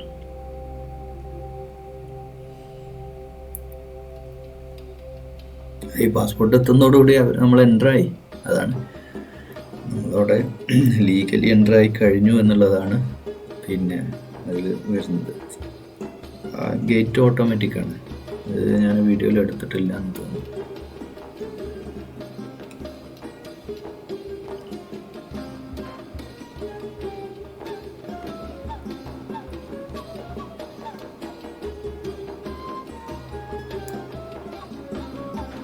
ഈ യാത്രയുടെ മറ്റൊരു പ്രത്യേകത, നമ്മൾ അങ്ങോട്ട് പോകുന്നു, ഇങ്ങോട്ട് തിരിച്ചും വരുന്നു. പിറ്റേന്ന് തന്നെ, നാളെ തന്നെ, ഈ രാത്രി കഴിഞ്ഞ് നാളെ പകൽ, നാളെ ഉച്ചയോടുകൂടി അവിടെ നിന്ന് ഇങ്ങോട്ട് ഫ്ലൈറ്റ് കയറി തിരിച്ചു പോവുകയും ചെയ്യുന്നുണ്ട്. 180 ദിവസത്തിൻ്റെ ഉള്ളിൽ ഒരു പ്രാവശ്യം UAE-യിലും മറ്റു പല രാജ്യത്തും അങ്ങനെ തന്നെ നിയമമുണ്ട്. 6 മാസത്തിൻ്റെ ഉള്ളിൽ നമ്മൾ എത്തുക എന്നുള്ളത്. വിസ അപ്ഡേറ്റ് ചെയ്യാൻ വേണ്ടിയുള്ളൊരു യാത്രയാണ്. അതുകൊണ്ട് തന്നെ പിന്നെ അങ്ങോട്ടും ഇങ്ങോട്ടുമുള്ള വിഷ്വൽസ് ഇതിലുണ്ട്. ദുബായിൽ ഇറങ്ങുമ്പോഴുള്ള വിഷ്വൽ, ഞാൻ ആ സമയത്ത് ഇറങ്ങുമ്പോഴുള്ള വിഷ്വൽ എടുക്കാൻ വിട്ടുപോയി. കാരണം എൻ്റെ അടുത്തൊരു സുഹൃത്തുണ്ട്.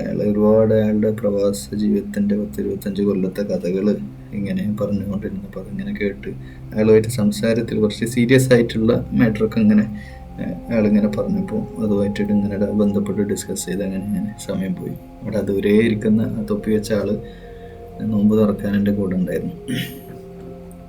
അയാൾ പറഞ്ഞാൽ 10-15 കൊല്ലം ഗൾഫിൽ പ്രവാസം അനുഭവിച്ച ആളാണ്. അയാളും കുറേ കഥകളൊക്കെ ഇങ്ങനെ ഈ ബ്രിട്ടീഷ് നമ്മുടെ മിലിറ്ററിക്കാർ, പട്ടാളക്കാർ പിന്നെ റിട്ടയർഡായിട്ട് തിരിച്ചു വന്ന അവർക്ക് ഒരുപാട് കഥകൾ പറയണ്ട. എല്ലാ പട്ടാളക്കാർക്കും അവരുടെ ജീവിതം ഒരു സ്റ്റോറി, ഒരു സിനിമ എടുക്കാനുള്ള കഥയുണ്ടാവും. അതുപോലെ ഓരോ പ്രവാസിക്കും കഥയുണ്ടാവും. പ്രവാസികൾ പ്രത്യേകിച്ച് 5-10 കൊല്ലമൊക്കെ എക്സ്പീരിയൻസ് ഉണ്ടായി കഴിഞ്ഞാൽ അപ്പോൾ തന്നെ അവർ ഗൾഫിനെ പറ്റി പറഞ്ഞാൽ അവർക്ക് പിന്നെ ആവേശം കയറും. ഒരു കഥ തന്നെയായിരിക്കും അത്. ഒരു രാഗത്തിൻ്റെ ഒരു ലൈഫ് സ്റ്റോറി അവർക്ക് ഉണ്ടാവും. അതാണ് ഓരോ പ്രവാസിയും. അതുകൊണ്ട് തന്നെ പ്രവാസം അനുഭവിച്ച് നാട്ടിലെത്തിയ ആളുകളോടൊക്കെ അവരുടെ സൗദിയിലാവട്ടെ ഖത്തറിലാവട്ടെ അവരോട് ചോദിച്ചാൽ അവർക്ക് അവരുടെ കഥകൾ ഇങ്ങനെ പറയാനുണ്ട്. അതുകൊണ്ടല്ലേ സ്മാർട്ട് ഗേറ്റൊക്കെ ഫ്രീ ആണ്. കണ്ടില്ലേ, ആളുകൾ ആ പോയ ആളുകൾ അവിടെ നിന്ന് നിൽക്കുന്നവരെ ശ്രദ്ധിച്ചാണ്. അത് പെട്ടെന്ന് ജസ്റ്റ് ഒന്ന് അവിടെ വെക്കുക.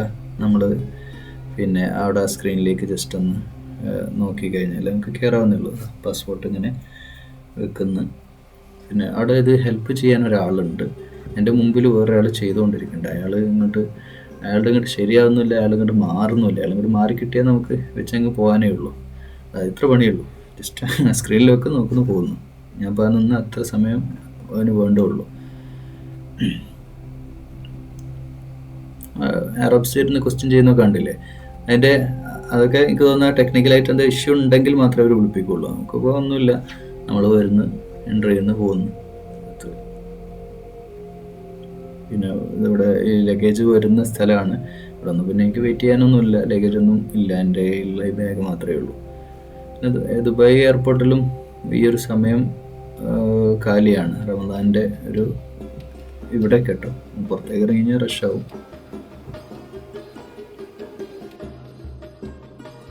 ഒരുപാട് ടെർമിനലുകളും വലിയ സംവിധാനങ്ങളും ഉള്ള വലിയൊരു ബിസിനസ് സിറ്റിയാണല്ലോ. അതിൻ്റേതായ ഒരു മാറ്റം ഇവിടെ ഉണ്ടാവും. നിറയെ ട്രോളികൾ, പിന്നെ ചെയറൊക്കെ ഒഴിഞ്ഞിരിക്കുന്ന കസേരകൾ. ഇത് നമ്മുടെ ലഗേജ് വരുന്ന ഏരിയ ആണ് ഇതൊക്കെ. അപ്പോൾ ഒരു ഗേറ്റിൽ നിന്ന് ഒരു ഫ്ലൈറ്റ് ഇറങ്ങിയവർക്ക് പിന്നെ ഭാഗത്താണെന്ന് അവിടെ ഇൻസ്ട്രക്ഷൻ ഉണ്ടാവും. ഇതിലിങ്ങനെ ലഗേജസ് വരേണ്ടതാണ്. ഒക്കെ നല്ല റഷുള്ള ടൈമാണ്. ഫുള്ള് ബോക്സുകളും ലഗേജും ഇങ്ങനെ അതിൽ വരുന്നത് കാണാം. തിരക്കൊന്നും ഇല്ലാത്തത് കൊണ്ട് അങ്ങനെ അവിടെ കിടക്കുന്നു.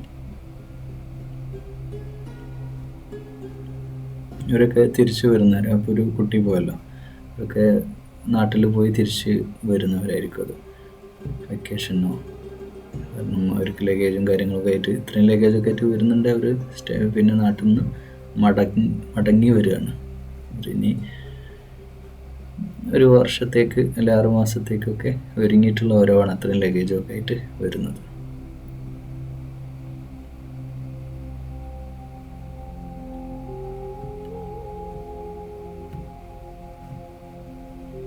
ഇവിടെ തന്നെ കുറേ നടക്കാനുണ്ട് നമ്മൾ പുറത്തെത്തണമെങ്കിൽ തന്നെ.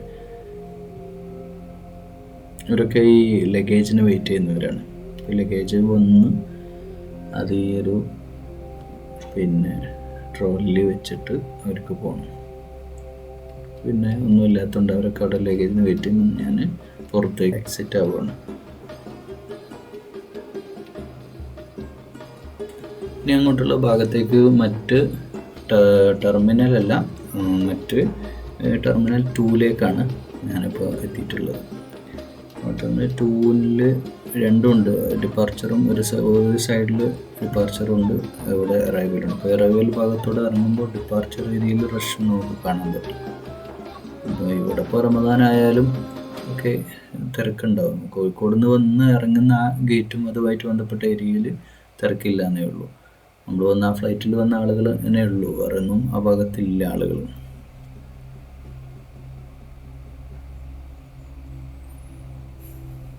ഏകദേശം പുറത്തേക്ക് എത്തിക്കൊണ്ടിരിക്കുകയാണ്.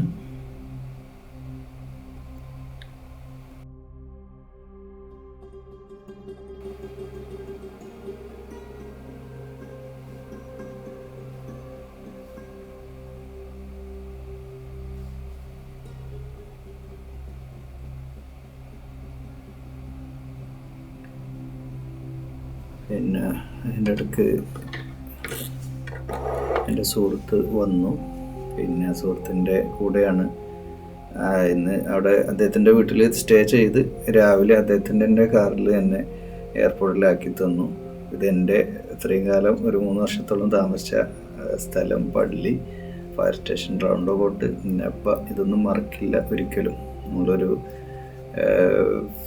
പെയിൻഫുൾ ഫീലാണ് അവിടുന്ന് തിരിച്ചു പോരുമ്പോൾ നമുക്ക് ഉണ്ടാവുക. കാരണം അത്രയും കാലം നിന്ന സ്ഥലമല്ലേ, നമ്മൾ ഇടപഴകിയ സ്ഥലത്തു നിന്നൊരു യാത്ര പോകുമ്പോൾ സ്വാഭാവികമായിട്ടൊരു ഫീല് വരുമല്ലോ. എന്തായാലും ഇവിടെ ഒന്നും സ്ഥിരമല്ല. കേരി 4, പിന്നെ റൈറ്റ് സൈഡിൽ മെയ്സലൂൺ, ലെഫ്റ്റ് സൈഡ് പിന്നെ നസ്രിയ.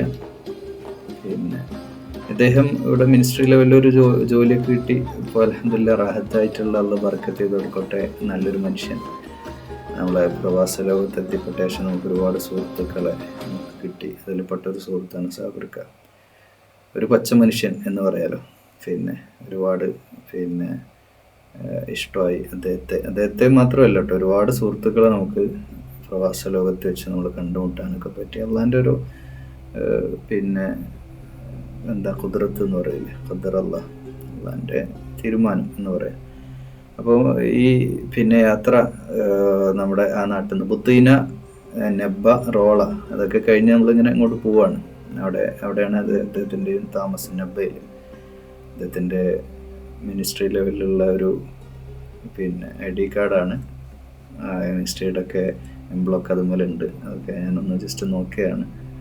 മാഷാ അല്ലാഹ് ബർക്കത്ത് ചെയ്യട്ടെ ഇങ്ങനെയുള്ള മനുഷ്യന്മാർക്ക്. നല്ല മനുഷ്യന്മാർക്ക് അള്ളാഹ് എപ്പോഴും അള്ളാഹ് കാവലുണ്ടാവും. അവരുടെ ഉയർച്ച അള്ളാഹ് അവർക്ക് അത് വാഗ്ദാനം ചെയ്താണ്. ദുനിയാവിൽ റബ്ബന ആതിന ഫിദ്ദുനിയ ഹസനത്തും വഫിൽ ആഖിറതി ഹസനത്തും വഖിനാ അദാബന്നാർ.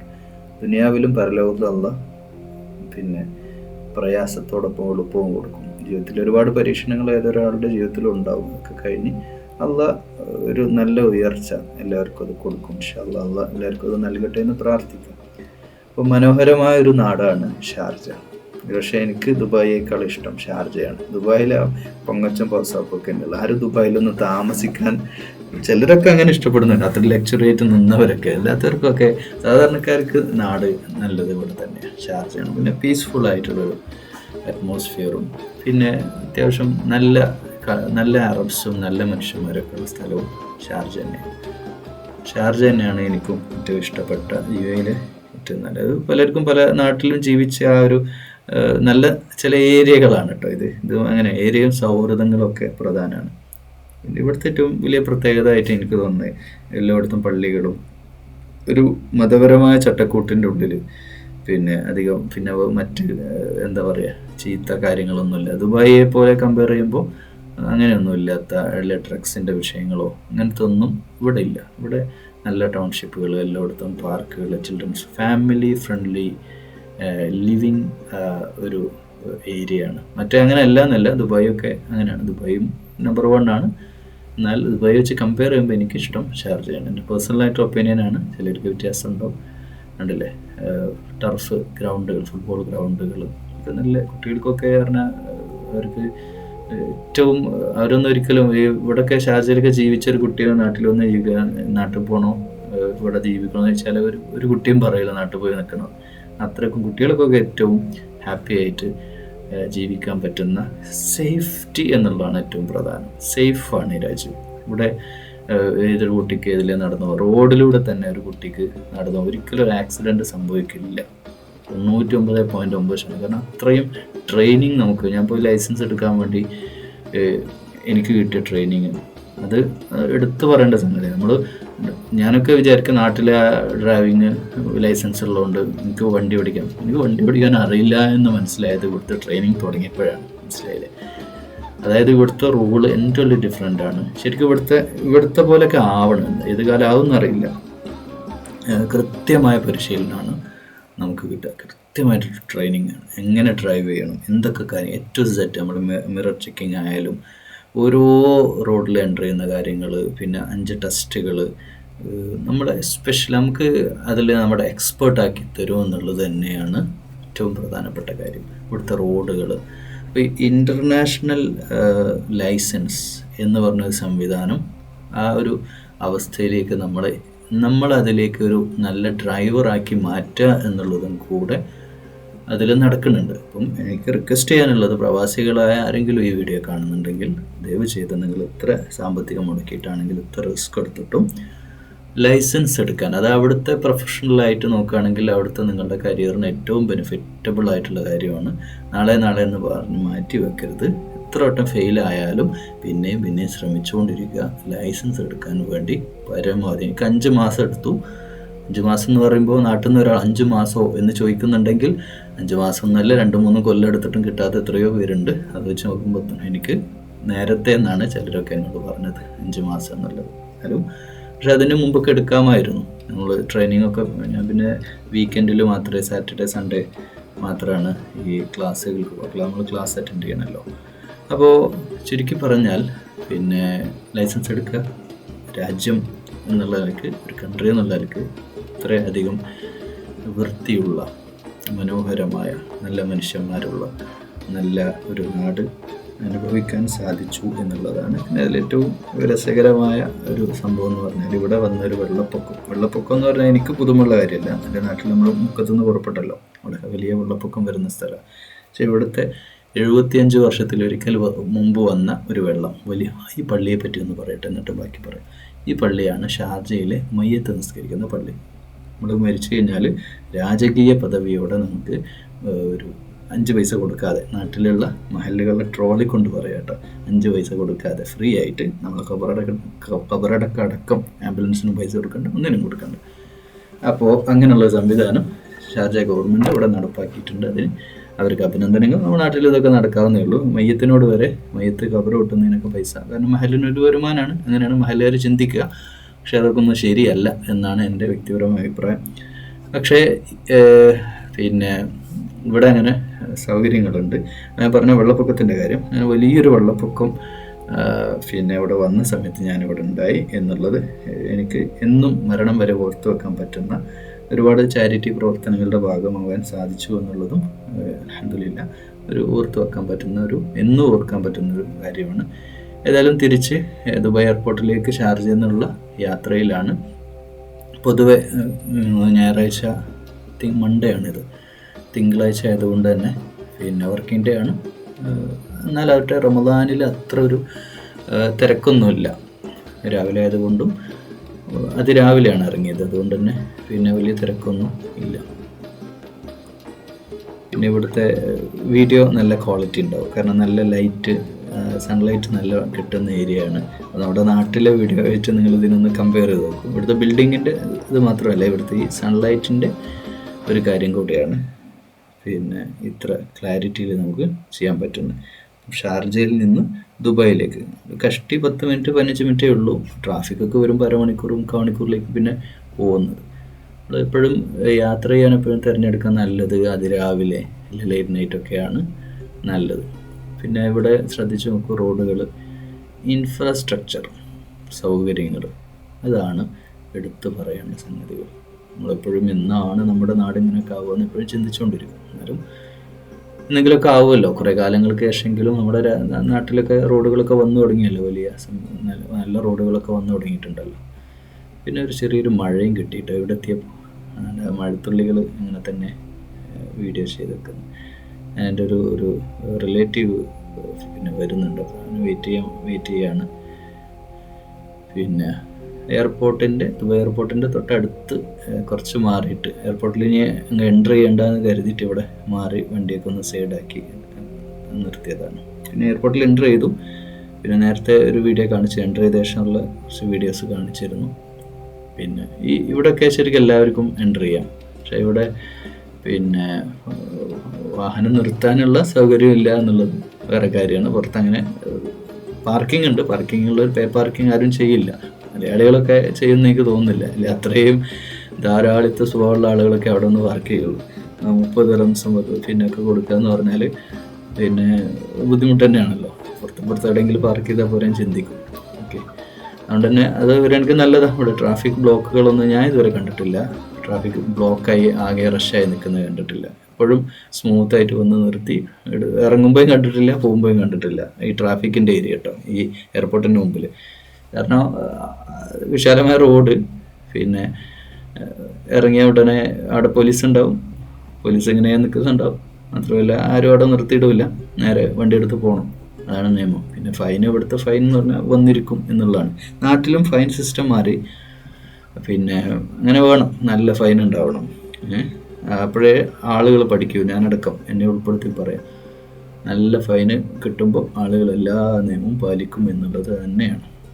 ഫൈന് കൂടുന്നതിനെ പറ്റിയൊന്നും പിന്നെ എനിക്ക് എതിരെ അഭിപ്രായം, നമുക്ക് വ്യക്തിപരമായിട്ട് അഭിപ്രായം പറയില്ല. നാട്ടിൽ നല്ല ഫൈന് വേണം, എല്ലാത്തിനും ഹെൽമെറ്റ് വെക്കാത്തതിനും സീറ്റ് ബെൽറ്റ് ഇടാത്തതിനും റൂള് ഫോളോ ചെയ്യാത്തതിനും. പ്രത്യേകിച്ച് ഈ ലൈൻ ചേഞ്ചിങ് ഒക്കെ ഉണ്ടല്ലോ, അതിനൊക്കെ നല്ല പണി തരണം. ഒക്കെ ഇനി എന്തായാലും വലിയ റോഡ് വരട്ടെ, അതിൻ്റെയൊക്കെ റിസൾട്ട് പുറത്ത് വരട്ടെ.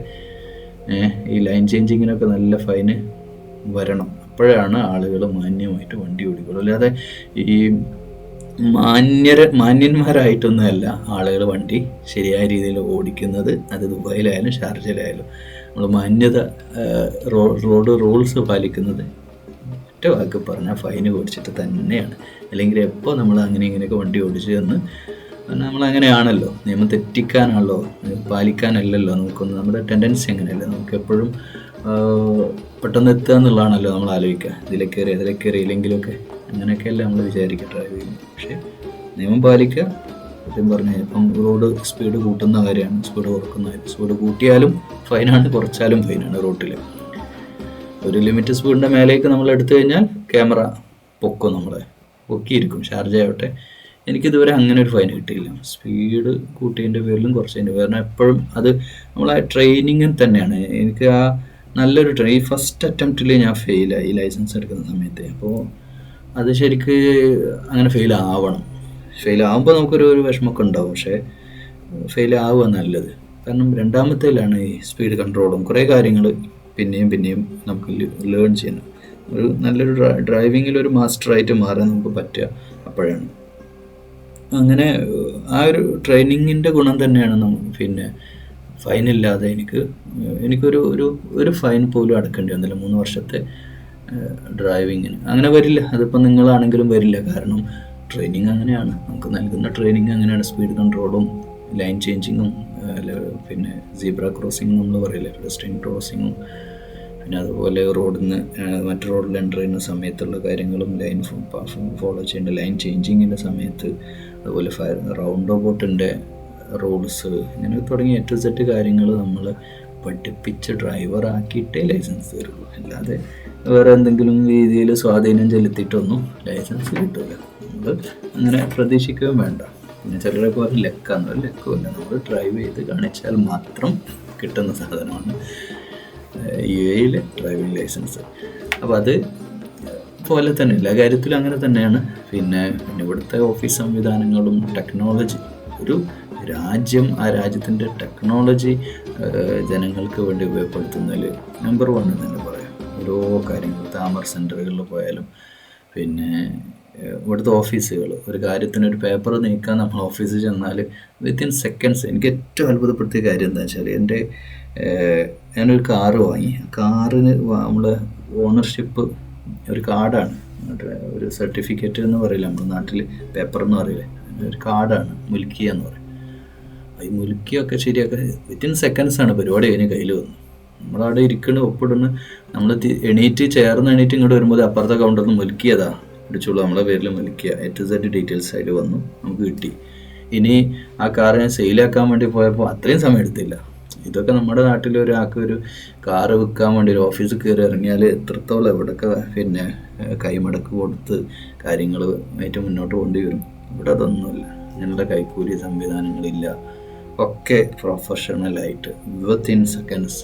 അതുമാത്രമല്ല, നമ്മൾ മുനിസിപ്പാലിറ്റിയിലൊരു ഒരാവശ്യത്തിന് റൂമിൻ്റെ പിന്നെ റിന്യൂവലിനോ എന്തെങ്കിലും പോലെ അവിടെ ടോക്ക് നമ്പർ വിളിക്കുന്നു, എത്തുന്നു, നമ്മൾ അവിടെ നിന്ന് ഇങ്ങോട്ട് ഔട്ടാകുന്നതിൻ്റെ മൊബൈലിലേക്ക് മെസ്സേജ് വരുന്നു, സക്സസ്, കാര്യങ്ങൾ കഴിഞ്ഞ് പ്രോസസ്സിങ് ആണ്, അല്ലെ അത് കഴിഞ്ഞ് A to Z കാര്യങ്ങൾ. അതൊക്കെ ഒരു നമ്മൾ പഠിക്കേണ്ട, നമ്മുടെ രാജ്യത്തും അങ്ങനെയൊക്കെ മാറ്റങ്ങൾ വരുന്നുണ്ട്. പല കാര്യത്തിലും നമ്മുടെ നാട് മാറിക്കൊണ്ടിരിക്കുന്നുണ്ട്.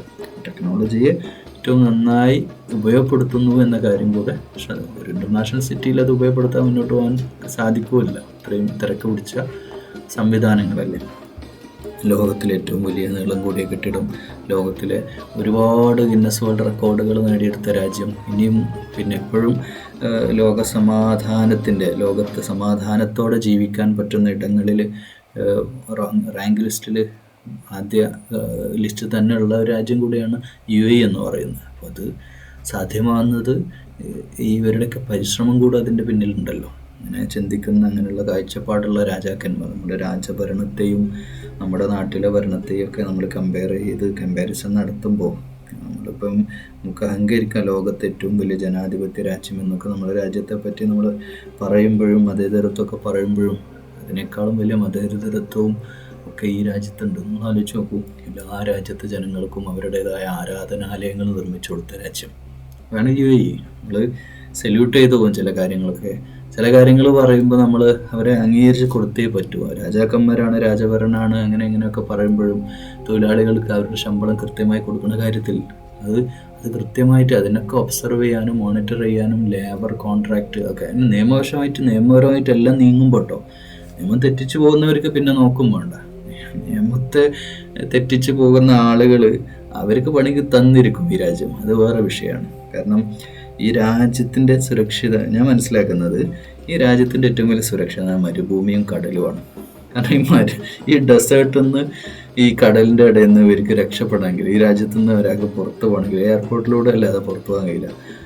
അവിടെ വെച്ച് പിടിക്കും. എന്ത് കളിയുള്ളെന്ന് കളിച്ചു കഴിഞ്ഞാലും അത് ടെക്നോളജിക്കൊപ്പം ഈ കള്ളന്മാരും കുറവാണ്. പല കാര്യങ്ങളിലും ടെക്നോളജി എത്ര മുന്നോട്ട് പോയോ ഇത് നമ്മുടെ റാപ്പ് ചെയ്യാനുള്ള സൗകര്യങ്ങളാണ്.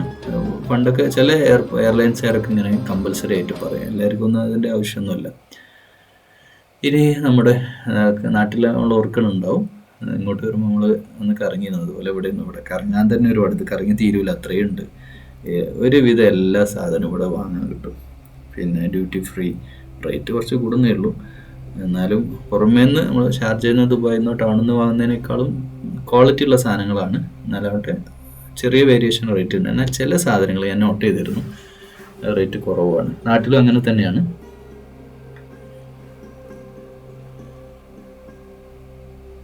ശരിക്കും ഒരാൾ തിരക്ക് പിടിച്ചപ്പോൾ നാട്ടിലേക്ക് പോകാമെന്ന് വിചാരിച്ചാൽ അവർക്കൊന്നും വാങ്ങാതെ വന്നിട്ട് അവരുടെ ലഗേജിലേക്കുള്ള സാധനങ്ങൾ ഇവിടെ തന്നെ വാങ്ങി പാക്ക് ചെയ്ത് ഈ ഇതിൽ കൊണ്ടുപോകാൻ പറ്റും. പക്ഷെ നമുക്ക് 7 kg അല്ല 10 kg ലിമിറ്റേഷൻ ഉണ്ട്. അതിലേക്കുള്ളത് നമുക്ക് ഇവിടെ തന്നെ വാങ്ങാം. ഷോപ്പിംഗ് ഒക്കെ ഒന്ന് കഴിയും. പിന്നെ ലഗേജ് ഓൾറെഡി നമ്മൾ ചെക്കിങ് കഴിഞ്ഞു. ഇവിടെ എല്ലാം ഉണ്ട് കേട്ടോ. അവിടെ സ്വർണം, ഞാൻ ആ വീഡിയോ എടുത്തിരുന്നു, സ്വർണത്തിൻ്റെ ഒക്കെ വീഡിയോ എടുക്കുന്നത്. സ്വർണം കട്ടികൾ തന്നെ നമുക്ക് വാങ്ങാൻ പറ്റും. അതിൻ്റെ ടാക്സ്, പിന്നെ പേപ്പർ, ജെന്യൂനായിട്ട് സ്വർണം കൊണ്ടുപോകുന്ന കാര്യമാണ് പറയുന്നത്. അതിൻ്റെ ടാക്സ് പേപ്പറും കാര്യങ്ങളൊക്കെ നമ്മൾ കയ്യിൽ കരുതണം. അതുമായിട്ട് നമുക്ക് പോകാം. സൂപ്പർ മാർക്കറ്റ്, നമുക്കൊരു വലിയ ഹൈപ്പർ മാർക്കറ്റ് മാളിൽ കയറിയ ഒരു ഫീൽ തന്നെ നമുക്കുണ്ടാവുക. ഇത്രയും നടന്ന് കാണാനുണ്ട്, എല്ലാം നടന്ന് കാണിക്കാൻ പറ്റില്ല, അത്രയും ഉണ്ട്. പിന്നെ പൊതുവെ തിരക്ക് കുറവാണ് ഈ ഭാഗത്തൊക്കെ.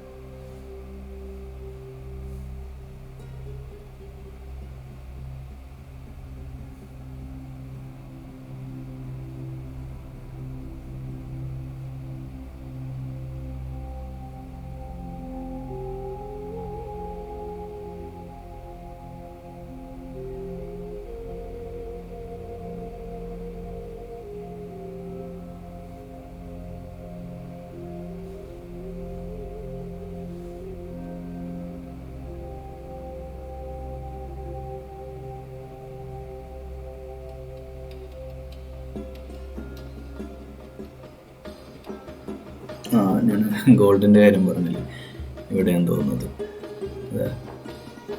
സ്വർണ്ണക്കട്ടിയൊക്കെ അങ്ങനെ തന്നെ വിൽക്കാൻ വെച്ചിട്ടുണ്ട് അവിടെ.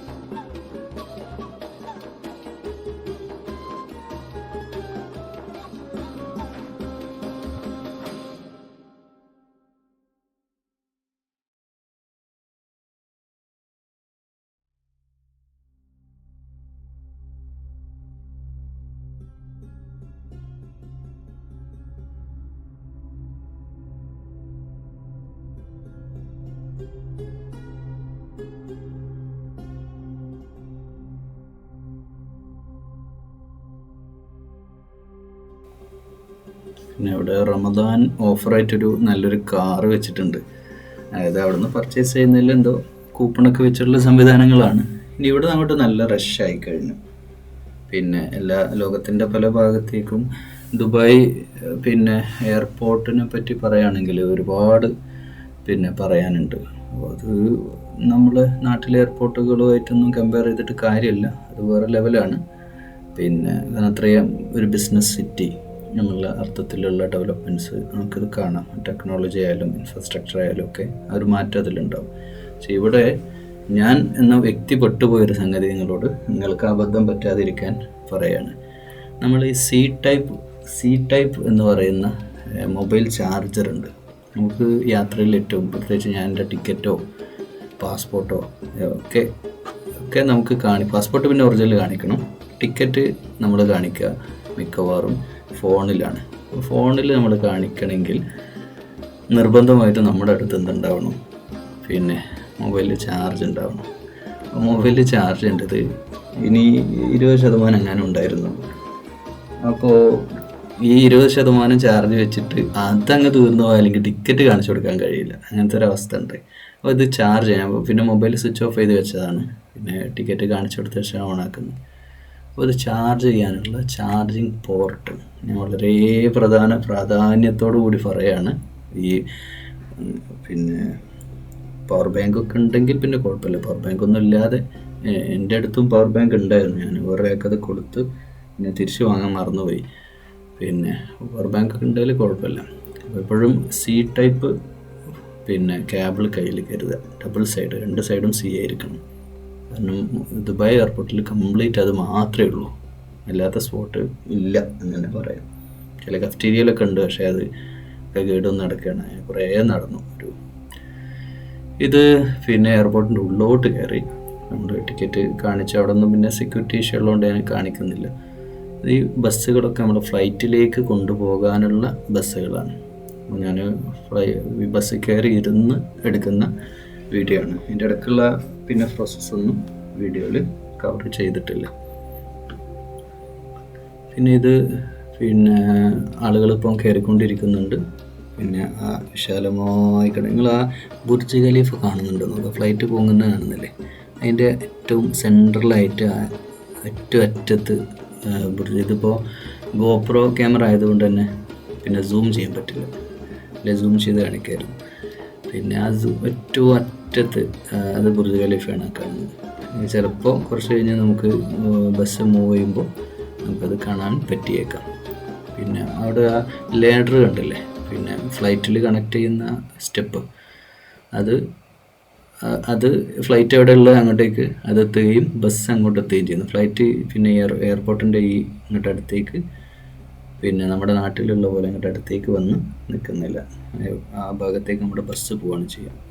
എന്നാലും ഞാനിങ്ങനെ ആലോചിക്കാറുണ്ട്, ഇത്രയും ലക്ഷക്കണക്കിന് ആളുകൾ ട്രാവൽ ചെയ്യുന്ന ഈ ഒരു സംവിധാനങ്ങൾ, ഇതൊക്കെ കൊണ്ടു നടക്കാനുള്ള മാനേജ്മെൻറ്റ് സ്കില്ലുണ്ടല്ലോ. എന്തൊക്കെ പറഞ്ഞാലും ഈ രാജ്യത്തെ നമ്മൾ അഭിനന്ദിച്ചേ പറ്റും. ഇത്ര കാലങ്ങളായിട്ട് അവർ ഈ ഫ്ലൈറ്റ് ഇപ്പോൾ ഒന്ന് പോയല്ലോ, അതേ റൂട്ടിലടുത്ത് പോവാണ്. നമ്മൾ ബസ് പോകുന്ന പോലെ ഇപ്പോൾ തന്നെ നമ്മൾ എത്ര സെക്കൻഡിൻ്റെ ഉള്ളിലാണ് അടുത്ത ഫ്ലൈറ്റ് പോയതെന്ന് ആലോചിച്ച് നോക്കൂ.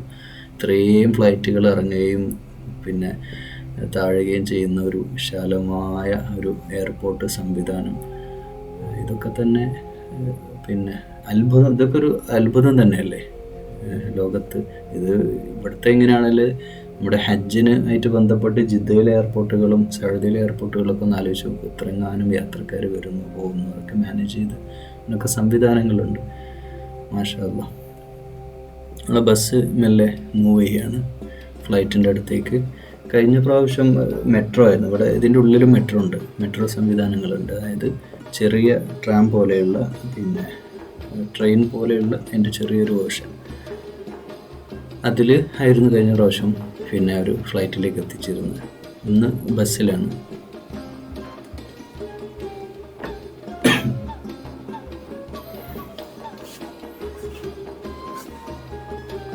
ഓരോ ബസ്സും ഓരോ യാത്രക്കാരുമായിട്ട് അങ്ങോട്ടും ഇങ്ങോട്ടും പോവാണ്.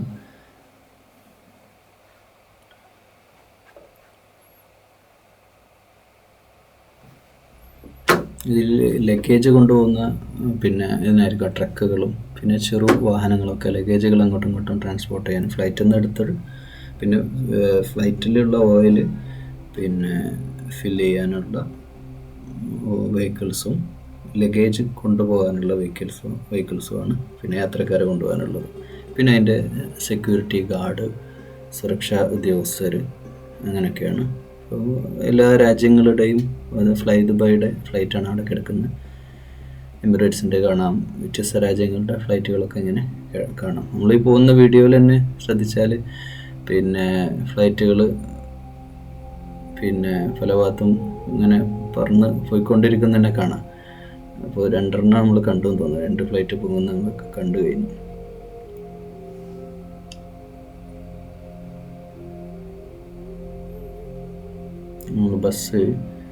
ഞാൻ ഈ ബസ്സിൻ്റെ ഫ്രണ്ടാണെന്ന് കരുതി ബാക്കായി പോയി.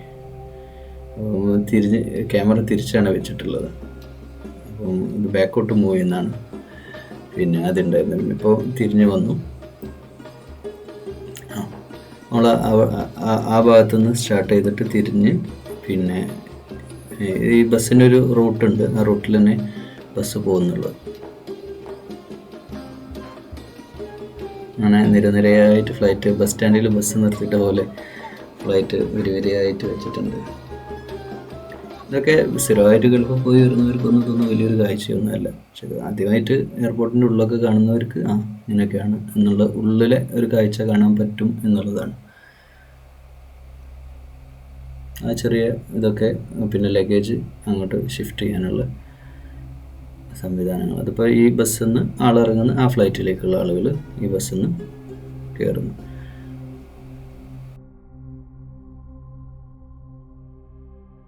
ഈ പൊങ്ങിക്കഴിഞ്ഞാൽ പിന്നെ മേലും താഴെ ഒരുപോലെയാണ്. പൊങ്ങിക്കഴിഞ്ഞാൽ നമുക്കതിൻ്റെ ഒരു പിന്നെ വിഷ്വൽ നമുക്ക് മനസ്സിലാവും. ഇത് ഫ്ലൈ ദുബായ് ആണ് തോന്നുന്നു. ഫ്ലൈ ദുബായ് ആണ്. ദുബായ് നല്ല ചീപ്പ് റേറ്റിൽ ഇപ്പം റേറ്റ് കുറഞ്ഞ് കിട്ടുന്ന പിന്നെ എയർ അറേബ്യ, ഫ്ലൈ ദുബായ് ഒക്കെ റേറ്റ് കുറഞ്ഞ് കിട്ടും. ചില സമയത്താണ്, ടൈം ആണ് പ്രധാനം. സ്കൂൾ വെക്കേഷനൊക്കെ ആയി കഴിഞ്ഞാൽ നല്ല റേറ്റ് കൂടും. പിന്നെ നാട്ടിൽ നിന്ന് ഇങ്ങോട്ടാണെങ്കിലും ഇവിടെ നിന്ന് ഇങ്ങോട്ടാണെങ്കിലും ഒക്കെ ഈ സമയം നോക്കി വേണം നമ്മൾ ദുബായിലൊക്കെ പോകാനുള്ളത് തീരുമാനം എടുക്കുമ്പോഴും. നമ്മുടെ സമയം എപ്പോഴും ഒരു പ്രധാനപ്പെട്ട കാര്യം. ഇന്ന സമയത്തിന് വേണം നമ്മൾ യാത്ര ചെയ്യാൻ. ചെറിയ റേറ്റിന് ഇപ്പോൾ നമ്മൾ ഒരു 8,000, 7,000, 6,000 ടിക്കറ്റ് എടുത്ത് പോയ ആൾക്കാരെ എനിക്ക് അറിയാം. ഞാൻ ഫസ്റ്റ് പോകുന്ന 20,000 രൂപക്കാണ്. അപ്പോൾ 6,000 ടിക്കറ്റ് എടുത്ത് ദുബായിൽ പോയി വരുന്ന ആളുകളുണ്ടെന്ന് പറയുന്നത് വെച്ചാൽ അത്രയും റേറ്റ് കുറയുന്ന, പക്ഷേ അതിനേക്കാളും കുറയുന്നൊക്കെ അവസ്ഥകൾ ഉണ്ടായിരുന്നു എന്നുള്ളതാണ്. ചില സമയത്തൊക്കെ അങ്ങനെയാണ്. പിന്നെ സമയമാണ് ഇതിൻ്റെ പ്രധാനം. റഷില്ലാത്ത സമയം നോക്കിയിട്ട് ടിക്കറ്റ് എടുക്കുക എന്നുള്ളതാണ്. അതാണ് ഈ ബസ്സിൻ്റെ ഉള്ളിലൊരു ബസ്സും നല്ല ക്വാളിറ്റി ഉണ്ട്. എനിക്ക് ഓർമ്മയുണ്ട്, നാട്ടിൽ ചെന്നപ്പോൾ ഒരു ബസ് കയറി KSRTCയേക്കാൾ മോശമായൊരു ബസ്സായിരുന്നു അന്ന്. തുരുമ്പ് പിടിച്ച് ആകെയുള്ളൊരു ബസ്സിലാണ് എനിക്ക് കരിപ്പൂർ എയർപോർട്ടിൽ നിന്ന് പിന്നെ ഇതിലേക്ക് പോകേണ്ടി വന്നത്. അതൊക്കെ നമുക്ക് കുഴപ്പമൊന്നുമില്ല, നമ്മുടെ നാട് എന്ന് വിചാരിക്കും. പക്ഷേ നമ്മൾ പുറത്തുള്ളൊരു ഗസ്റ്റൊക്കെ വരുമ്പോൾ നിനക്കായാൽ മതിയോ എന്ന് ചോദിച്ചു പോകും. നമ്മൾ നല്ലത് കണ്ട് തിരിച്ച് വരുമ്പോഴാണ് നമുക്ക് പ്രശ്നം വരുന്നത്. ലോകം തിരിയാത്ത ആളുകളാണ് അവിടുത്തെ ബസ്സിൻ്റെ ആളുകളെങ്കിൽ, അല്ല ബസ് സംവിധാനങ്ങളൊക്കെ ഏർപ്പാടാക്കുന്ന ആളെങ്കിൽ അങ്ങനെയൊക്കെ നടക്കും. പക്ഷേ കുറേയൊക്കെ നമ്മുടെ നാട് ഈ കാര്യങ്ങളിലൊക്കെ ടെക്നോളജിയുടെ കാര്യത്തിലും പിന്നെ ഇൻഫ്രാസ്ട്രക്ചറിൻ്റെ കാര്യത്തിലുമൊക്കെ ഒന്ന് അപ്ഡേറ്റ് ആവേണ്ടതുണ്ട്. കുറേയൊക്കെ മോഡിഫിക്കേഷൻ ഇനിയും നമ്മുടെ നാട്ടിൽ വരേണ്ടതുണ്ട്. ഇത് ദുബായ് എയർപോർട്ടിനെ കമ്പയർ ചെയ്യല്ല, എന്നാലും കുറേ കാര്യങ്ങൾ നീറ്റ് ആവേണ്ടതുണ്ട്. ഇവിടുന്ന് നമുക്ക് പിന്നെ 2 ഓപ്ഷൻ ഉണ്ട്. ഒന്നെങ്കിൽ ഫ്രണ്ട് ഏരിയയിലൂടെ രണ്ട് സ്ഥലത്ത് ലാഡർ വെച്ചിട്ടുണ്ട്, അതിലേയും കയറാം ഇതിലേയും കയറാം. രണ്ട് സ്ഥലത്ത് സ്റ്റെപ്പ് ഉണ്ട്. അപ്പം ഇതിലെ കയറാം അതിലേയും കയറാം. ഞാൻ ഇതിലെ തന്നെ കയറുന്നത്. ഞാൻ ജസ്റ്റ് ഒന്നിങ്ങനെ ഫ്ലൈറ്റ് എയർ ഇന്ത്യയുടെ പിന്നെ ഫ്ലൈറ്റാണ്. പിന്നെ ഞാൻ ഇങ്ങോട്ട് വന്ന അത്ര നല്ല ഫ്ലൈറ്റ് അല്ല.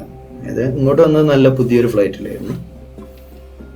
ഇത് അത്ര പുതിയതൊന്നുമല്ല. ഇതൊരു പിന്നെ കുറച്ചൊരു പഴക്കമുള്ള ഫ്ലൈറ്റാണ്.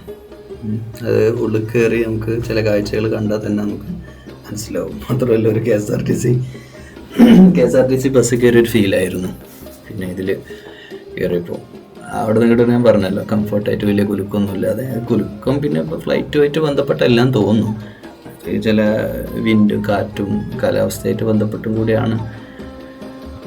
എന്നാലും ഫ്ലൈറ്റിൻ്റെ ഉള്ളിൽ കയറിയ ഒരു കംഫർട്ട്, ഇങ്ങോട്ട് വന്ന കംഫർട്ട് അങ്ങോട്ട് കിട്ടിയിട്ടില്ല. ഇങ്ങോട്ട് അത്രയും നല്ല കംഫർട്ട് കിട്ടിയോണ്ട് ഇങ്ങോട്ട് കിട്ടിയില്ല എന്ന് പറയുന്നതായിരിക്കും അതിൻ്റെ വേറൊരു മറുവശം. അപ്പോൾ ഈ സ്റ്റെപ്പ് വഴി ഇങ്ങോട്ട് കയറാണ്ടില്ലേ, ഒരു തുരുമ്പ് കണ്ടില്ലേ, ഒരു ഫീല്, മൊത്തത്തിൽ ആ ഒരു ഫീല് നമുക്ക് ഉണ്ടാവും ഉള്ളിൽ കയറിയാൽ. മറ്റേതിപ്പോൾ എനിക്ക് തോന്നുന്നത് പുതിയതായിട്ട് എയർ ഇന്ത്യ എക്സ്പ്രസ് ഇറക്കിയ ഒരു ഫ്ലൈറ്റായിരുന്നു തോന്നുന്നത്. ഇത് കുറച്ച് പഴയതാണെന്ന് തോന്നുന്നുണ്ട്. നമ്മുടെ ട്രെയിനിലൊക്കെ കയറുന്ന ഒരു ഫീലായിരുന്നു ഇതിൻ്റെ ഉള്ളിലോട്ട് കയറി കഴിഞ്ഞപ്പോൾ. പിന്നെ കുറച്ച് നേരം ഇങ്ങനെ വാഷ്റൂം വരെ ഈ രണ്ട് സൈഡിൽ, ഫ്രണ്ടിലും ബാക്കിലും ഉണ്ടാവും മിക്ക ഫ്ലൈറ്റിനും. പിന്നെ വാഷ്റൂം സൗകര്യങ്ങളുണ്ടാവും. പിന്നെ ഫ്ലൈറ്റിൽ കയറി ഒന്ന് വാഷ്റൂമിൽ പോകുന്നത് നല്ലത്, അതൊന്ന് എക്സ്പീരിയൻസ് ചെയ്യുന്നത് നല്ലതാണ്. ഫ്ലൈറ്റ് കയറുന്നവർ, ആദ്യമായിട്ട് കയറുന്നവരൊക്കെ ഒന്ന് എക്സ്പീരിയൻസ് ചെയ്യുന്നത് ഉണ്ടല്ലോ. നമ്മുടെ KSRTC സീറ്റ് പോലെ ഉണ്ട്. മറ്റേ സീറ്റ് തന്നെ നമുക്കൊരു കംഫർട്ട് ഉണ്ടായിരുന്നു. മറ്റേത് നല്ല കുഷ്യനൊക്കെ വെച്ചിട്ട് ഉണ്ടായിരുന്നു. ഇത് കുഴപ്പമൊന്നും ഉണ്ടായിട്ടില്ല. അത് മുമ്പായിട്ട് കമ്പയർ ചെയ്യുമ്പോൾ ഒരു ഡിഫറൻസ് അതിലുണ്ട്. അത്രയേ ഉള്ളൂ. ഇവിടെ ഞാൻ പറഞ്ഞില്ലേ ആ റഷ് വരുന്നത്, നമ്മൾ ആദ്യം കയറി കഴിഞ്ഞാലുള്ള പ്രശ്നം. സാധാരണ നോർമലി ലാസ്റ്റൊക്കെ കയറില്ല, പക്ഷേ ഇപ്പോൾ കയറാതിരിക്കുന്ന കുറവല്ല. കാരണം ബസ്സിൽ നിന്ന് എല്ലാവരും ഇറങ്ങിക്കഴിഞ്ഞു. പിന്നെ ഒരു ബസ് ഓടിന് വരാനുണ്ട്. അതുകൊണ്ട് തന്നെ കയറിയ ആളുകളൊക്കെ ഈ ലഗേജ് മുഴുവനും ഇതിലേക്ക് എടുത്ത് വെക്കുന്ന ഒരു തിരക്കിലാണ്. ക്യാമറ കയ്യിലല്ല പിടിച്ചിരിക്കുന്നത്. ഇതാണ് സീറ്റിൻ്റെ ഒരു അവസ്ഥ. ഫ്ലൈറ്റ് പുറപ്പെടുന്ന ഒരു വീഡിയോ എടുത്തിട്ടുണ്ട്. അപ്പം മെല്ലെ ദുബായിൽ നിന്ന് നമ്മൾ പൊങ്ങുമ്പോൾ മനോഹരമായിട്ടുള്ളൊരു കാഴ്ചയാണ് ദുബായിൽ നിന്ന് നമ്മൾ പുറപ്പെടുമ്പോൾ നമുക്ക് കാണാൻ പറ്റും. മനോഹരം എന്ന് പറഞ്ഞാൽ പോലെ അതിമനോഹരമായിട്ടുള്ള ഒരു കാഴ്ചയാണ് നമ്മൾ കാണാൻ പോകുന്നത്. അപ്പം ദുബായിൽ നിന്ന് പിന്നെ പുറപ്പെടുന്ന ഒരു ഫ്ലൈറ്റിൻ്റെ കാഴ്ച കാണാത്തവർക്ക് ടിക്കറ്റ് എടുക്കാതെ ഇപ്പോൾ കാണാൻ പറ്റുന്ന ഒരു ഭാഗ്യമാണ് ഇപ്പോൾ ഉണ്ടാവാൻ പോകുന്നത്. കാരണം ഇതൊന്ന് കാണേണ്ട കാഴ്ചയാണ്. കാരണം നമ്മുടെ നാട്ടിൽ പച്ചപ്പ് മാത്രമേ ഉണ്ടാവുള്ളൂ, മലകൾ പച്ച. പക്ഷെ ഇത് ഒരു വെറൈറ്റി കാഴ്ചയാണ്. നിങ്ങളൊന്ന് നോക്കും, ബിൽഡിങ്ങുകളൊക്കെ അങ്ങനെ അടുക്കടുക്കടുക്കായിട്ട് ബിൽഡിങ്ങുകൾ വെച്ചതും, കടൽ, വിശാലമായ കടൽ. ഇത് ഈ കടലിൻ്റെ കാഴ്ച ഈവൻ എനിക്ക് തോന്നുന്നത് അവിടുന്ന് പുറപ്പെടുമ്പോൾ ആ ഒരു അതിനേക്കാൾ ബ്യൂട്ടി ഇവിടെയാണ്. പിന്നെ നാച്ചുറൽ ബ്യൂട്ടി അല്ല പറയുന്നത്, ആ ഡെസേർട്ടിൻ്റെ ഇത് നമ്മൾ പൊങ്ങുകയാണ്. പൊങ്ങുമ്പോൾ ഉണ്ടാകുന്നൊരു ഫീലുണ്ട്. അത് ഫ്ലൈറ്റിൽ കയറുന്നവർക്ക്, അത് കയറി എക്സ്പീരിയൻസ് ചെയ്തവർക്ക് മനസ്സിലായി. ആ പൊങ്ങുന്ന ഒരു സമയം ഇപ്പോൾ പൊങ്ങി കഴിഞ്ഞു. ഇനിയിപ്പോൾ ഇനി നമ്മളിപ്പോൾ ഒരു റൂമിലിരിക്കുന്ന പോലെ തന്നെയാണ്. പിന്നെ ഒരു റൂമിൽ നമ്മളൊരു കസേരയിൽ ഇരിക്കുന്നവർ ജസ്റ്റ് ഒന്ന് ഇടയ്ക്കൊന്ന് എപ്പോഴെങ്കിലും ഷേക്കിംഗ് ഉണ്ടാവും. ഈ ക്ലൗഡ്സോ അല്ലെങ്കിൽ നല്ല വിൻഡ് വരുന്ന സമയത്തൊക്കെ കണ്ടില്ലേ. നോക്കൂ, ഇത് എന്തോ ഒരു പിന്നെ ചിത്രം വരച്ച് വെച്ച പോലെ എന്നൊക്കെ പറയില്ലേ. ഫ്ലൈറ്റ് കിടക്കുന്നുണ്ടല്ലേ.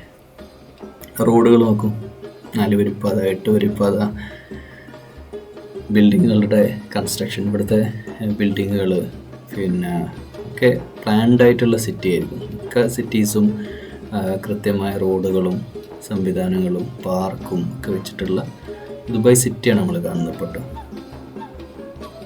എന്നിട്ട് എല്ലാ ഏരിയയും ഒന്ന് കറങ്ങ. സാധാരണ എനിക്ക് തോന്നുന്നത് ഇവിടുന്ന് ഇങ്ങനെ കറങ്ങാറില്ല. ഫ്ലൈറ്റ് ഒന്ന് കറങ്ങിയ പോലെ എനിക്ക് ഫീൽ ചെയ്യുന്നുണ്ട്. അല്ലെങ്കിൽ പെട്ടെന്ന് കടലാണ് കാണുക. പക്ഷേ ഇവിടെ പെട്ടെന്ന് കടൽ കാണുന്നതിൻ്റെ മുമ്പ് ഒന്ന് കറങ്ങിയെടുത്ത പോലെ. ഈ ഫ്ലൈറ്റ് ഈ വിൻഡോ സീറ്റ് കിട്ടി എന്നുള്ളതാണ്. ഒരു തിരക്കില്ലായിരുന്നു, സീറ്റ് മൊത്തം കാലിയായിരുന്നു. KSRTC കയറിയ പോലെ തന്നെ എന്ന് പറഞ്ഞതിൻ്റെ ഒരു ഫീൽ അതാ. കുറേ സീറ്റുകൾ കാലി, അങ്ങോട്ടേക്ക് ആളുകൾ കുറവായിരുന്നു. എന്നാലും ഒരു റേറ്റ് ഇടും, ടിക്കറ്റ് റേറ്റ് നല്ലതായിരിക്കും, കൂട്ടുകയും ചെയ്യും. അതാണ്. അപ്പോൾ ഇത് സോളാർ പാനലുകളാണെന്ന് തോന്നുന്നുണ്ട് അവിടെ. ഇവിടെ നോക്കുമ്പോൾ അങ്ങനെ തോന്നുന്നു. കടൽ ഇവർ പിന്നെ മണ്ണിട്ട് നികത്തിയിട്ട് അതിലേക്കാണല്ലോ ഈ കൺസ്ട്രക്ഷൻ വർക്കുകളൊക്കെ അങ്ങനെ നടക്കുന്നത്. പിന്നെ ഇവിടുത്തെ കടൽ വെള്ളം പിന്നെ വേറൊരു ഭാഗത്തെ പോലെ ഇങ്ങനെ ആഞ്ഞു വീശി പൊങ്ങിയും താന്ന് അങ്ങനെയൊന്നുമില്ല. അതങ്ങനെ സ്റ്റേബിളായിട്ട് ആ ഒരു നോർമൽ അവസ്ഥയിലുള്ളതുകൊണ്ട് തന്നെ ബിൽഡിങ്ങുകളെയോ കൺസ്ട്രക്ഷനെയോ ഒന്നും ബാധിക്കില്ല എന്നുള്ളതും ഒരു പിന്നെ പ്രത്യേകത. പിന്നെ ദുബായ് എന്ന് പറഞ്ഞാൽ ഒരു ബിസിനസ് ഹബ്ബാണ്. ശരിക്ക് ലോകത്തെ മുഴുവൻ കച്ചവടങ്ങളുടെയും ഒരു സെൻറ്റർ കൂടിയാണ് ദുബായ്. എന്ന് വെച്ചാൽ ഇവിടെ ഇറങ്ങിയിട്ടാണ് മറ്റു പല രാജ്യങ്ങളിലേക്കും സാധനം ത്രൂ ദുബായ് ആണ് പോകുന്നത്. ഇവിടേക്ക് സാധനങ്ങൾ എത്തുന്നു, ഇവിടുന്ന് ഡിസ്ട്രിബ്യൂഷൻ നടക്കുന്നു, ഇവിടുന്ന് പല രാജ്യങ്ങളിലേക്കും, പ്രത്യേകിച്ച് പിന്നെ മിഡിൽ ഈസ്റ്റ് രാജ്യങ്ങളിലേക്കും പ്ലസ് ഏഷ്യൻ രാജ്യങ്ങളിലേക്കും ഒക്കെ സാധനങ്ങൾ എത്തുകയും അതുപോലെ തന്നെ സാധനങ്ങൾ കൊടുക്കൽ വാങ്ങൽ വ്യവഹാരം ബിസിനസ് നടക്കുന്ന ബിസിനസ് സിറ്റി എന്നുള്ളതൊക്കെ ബുർജ് ഖലീഫ സെൻറ്ററിൽ കാണുന്നുണ്ടല്ലേ. ഏറ്റവും പൊങ്ങി ആയിട്ട് കിടക്കുന്നത്. അതാണ് ബുർജ് ഖലീഫ. പിന്നെ ഉണ്ടല്ലേ ഇവിടെ ഈ കടലിലേക്ക് ഇങ്ങോട്ട് പിന്നെ എടുത്തെടുത്ത് കാണിക്കുന്നത്. പിന്നെ അങ്ങോട്ട് മരുഭൂമിയാണ്. ആ ബിൽഡിംഗ് ഏരിയയുടെ കഴിഞ്ഞാൽ മൊത്തം മരുഭൂമി വിശാലമായിട്ട്. ഞാൻ പലപ്പോഴും ആലോചിക്കല്ലേ, ഈ വിശാലമായി കിടക്കുന്ന മരുഭൂമിയില്ലേ, ഇനി നമ്മൾ കുറച്ചുകൂടെ മരുഭൂമി കുറച്ച് മുന്നോട്ട് പോകുമ്പോൾ വീഡിയോയിൽ വരുന്നുണ്ട്. ഇത്രയും വിശാലമായി കിടക്കുന്ന മണ്ണും ഭൂമിയും ഒക്കെ അവിടെ വിശാലമായിട്ട് ഫ്രീ ആയിട്ട് കിടക്കല്ലേ. അപ്പോൾ അതൊക്കെ യഥാർത്ഥത്തിൽ ആളുകൾക്ക് വീടുണ്ടാക്കി കൊടുത്തൂടെ? ഇവിടെ എന്തിനാ ഇത്രയും ലക്ഷക്കണക്കിന്? അതാണ് ബിസിനസ്സിൻ്റെ അപ്പുറത്ത് വേറൊന്നുമില്ല. ഒരു ഭാഗത്ത് ഒരുപാട് വീടില്ലാത്ത ആളുകൾ, അത് ഇത്രയും ഭൂമിയുടെ വിശാലമായിട്ട് കിടക്കുകയാണ്. അത് ചെറിയ കൊച്ചു ഐലൻഡാക്കി മാറ്റായിരിക്കാം. ചിലപ്പം ഭാവിയിൽ ഇതൊക്കെ ഐലൻഡുകളായിട്ട് വരുമായിരിക്കും. ഇതൊക്കെ ഒരു സ്റ്റഡീസ് നടക്കുന്നുണ്ടാവും. ചില തുരുത്തുകളൊക്കെ ഒരു ഐലൻഡാക്കി മാറ്റിയിട്ടുണ്ട് ഓൾറെഡി. കടലിനോട് ചേർന്നിട്ടുള്ള വാക്ക് ഐലൻഡ് തന്നെയാണ്. കൊണ്ടത് ചിലപ്പം കിലോമീറ്ററുകളോളം യാത്ര ചെയ്യേണ്ടി വരും. ചിലപ്പോൾ ഈ ഫ്ലൈറ്റ് നമ്മൾ കാണുമ്പോൾ അങ്ങനെ കാണുന്നേ ഉള്ളൂ.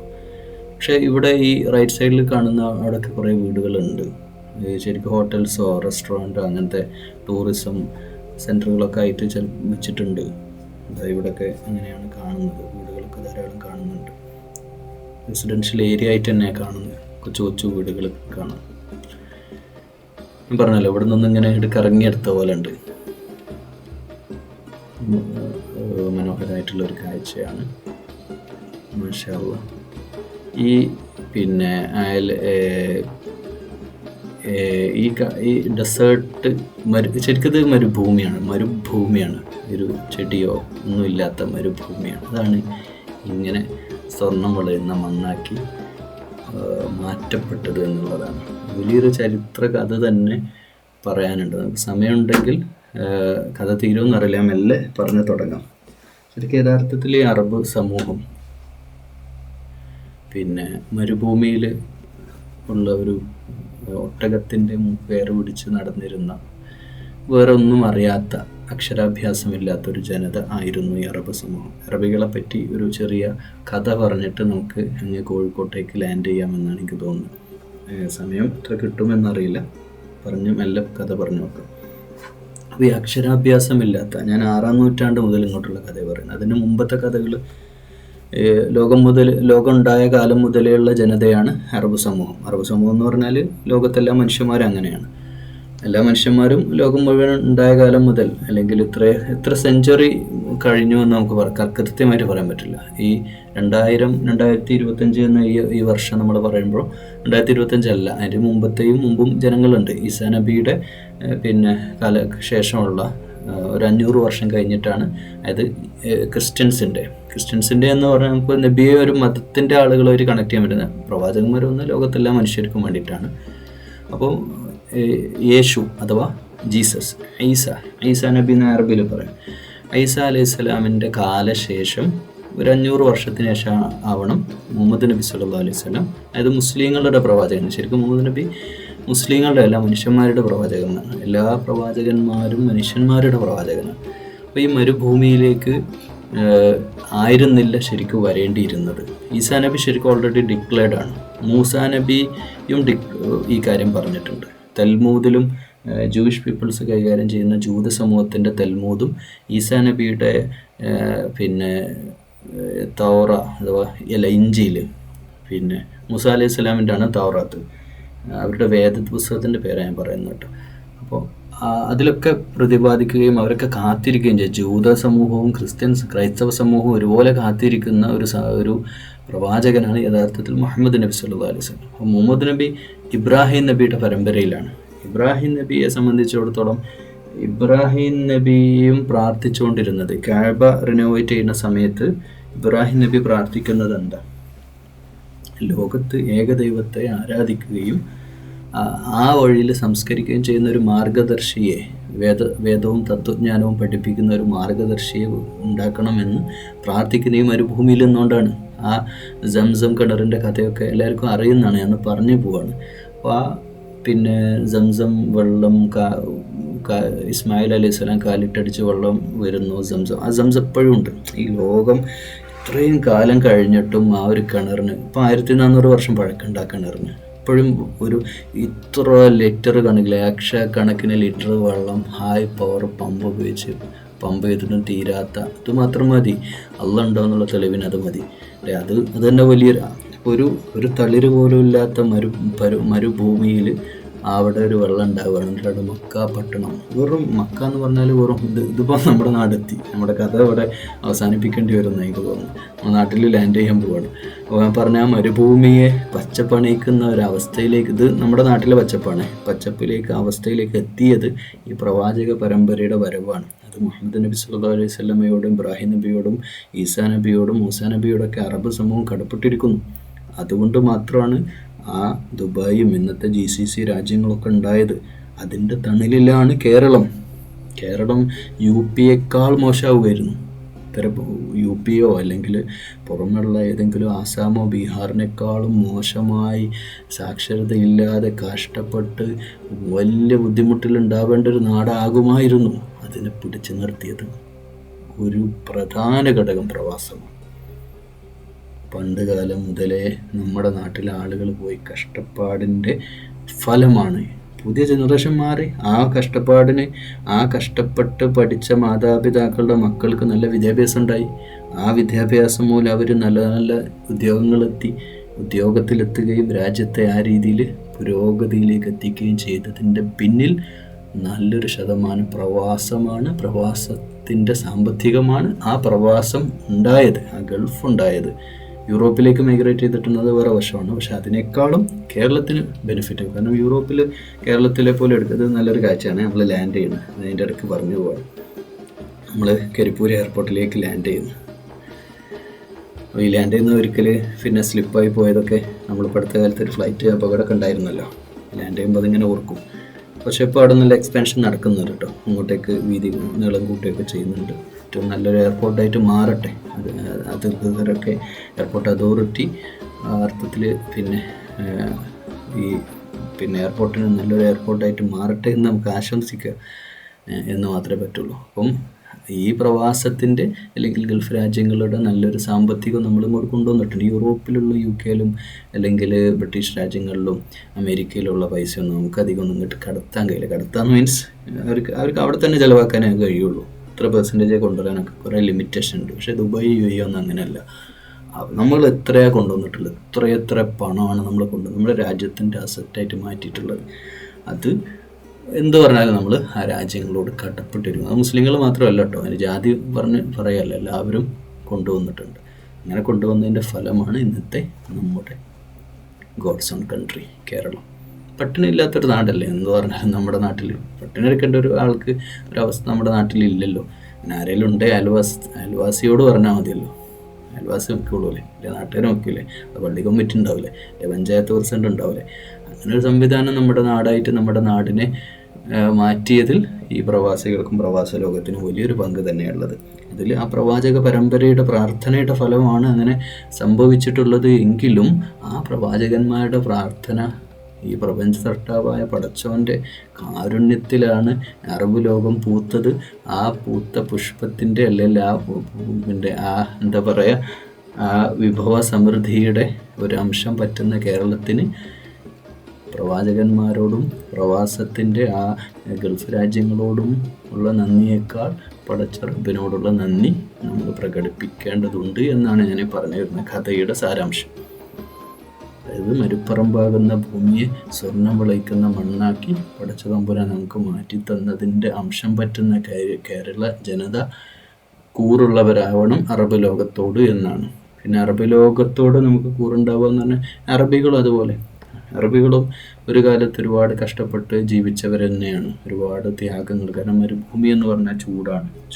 ചുട്ടുപൊള്ളുന്ന മരുഭൂമിയിലെ കാലാവസ്ഥയോടും പ്രതികൂല സാഹചര്യങ്ങളോടും മല്ലിട്ട് ജീവിക്കുന്ന ഒരു ഒട്ടകത്തിൻ്റെ പാല് കുടിച്ച് ഈത്തപ്പന മരത്തിലെ കാരക്കയും അവിടെ നിന്ന് കിട്ടുന്ന വിഭവങ്ങളും ജീവിച്ച് വേറൊന്നിനെ പറ്റിയും ചിന്തിക്കാത്ത ഒരു ജനതയെ ലോകത്തിൻ്റെ ഇന്ന് ഞാൻ നേരത്തെ നിങ്ങളോട് പറഞ്ഞ പ്രസൻറ്റേഷൻ ഇല്ലേ, ദുബായ് പോലെ ആകണം ടെക്നോളജി എന്നൊക്കെ, ലോകത്തെ ഏറ്റവും വലിയ ആധുനിക സൗകര്യങ്ങളും സംവിധാനങ്ങളും ഉള്ള ഒരു മഹത്തായ രാജ്യമാക്കി പരിവർത്തിപ്പിച്ചെടുത്ത പ്രവാചക പരമ്പരയ്ക്ക് എല്ലാവിധ നന്ദിയും ശുക്രും ഈ സമയത്ത് നമുക്ക് പറയേണ്ടതുണ്ട്. കാരണം അവർ വന്നതുകൊണ്ടാണ്. മുഹമ്മദ് നബി സല്ലല്ലാഹു അലൈഹി വസല്ലം കടപ്പെട്ടിരിക്കുന്ന അറബ്. ഞാനൊരു മിസ്രിയോട് ഞാൻ സംസാരിച്ചിട്ടുണ്ട് ഈ വിഷയം.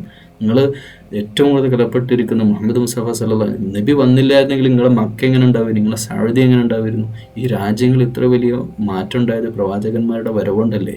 അവർ കാരണമല്ലേ ഇത്രയും വലിയ മാറ്റങ്ങൾ നിങ്ങളുടെ ജീവിതത്തിൽ, നിങ്ങളുടെ ലോകത്ത് തന്നെ ഉന്നതന്മാരായിട്ട് നിങ്ങൾക്കൊരു സ്റ്റാറ്റസ് ഉണ്ടായത് നിങ്ങൾ കടപ്പെട്ടിരിക്കുന്നു എന്ന് ഞാൻ അവരോട് പറഞ്ഞിരുന്നു. അവർ മാത്രമല്ല നമ്മളും കടപ്പെട്ടിരിക്കുന്നു ആ അർത്ഥത്തിൽ. അപ്പോൾ ഇന്ന് കേരളത്തിൻ്റെ ഈ ഒരു പുരോഗതി, ഈ ഒരു വളർച്ചയിൽ കൃത്യമായ പങ്ക് അതാർക്കും നിഷേധിക്കാൻ കഴിയില്ല. അത് നമുക്ക് കൃത്യമായിട്ട് കണക്ക് വെച്ചുകൊണ്ട് തന്നെ പറയാൻ പറ്റുന്ന കൃത്യമായൊരു പുരോഗമന അവസ്ഥ ഉണ്ടായിട്ടുള്ളത് ഗൾഫിൻ്റെ ഒരു വരവ് കൂടി തന്നെയാണ്.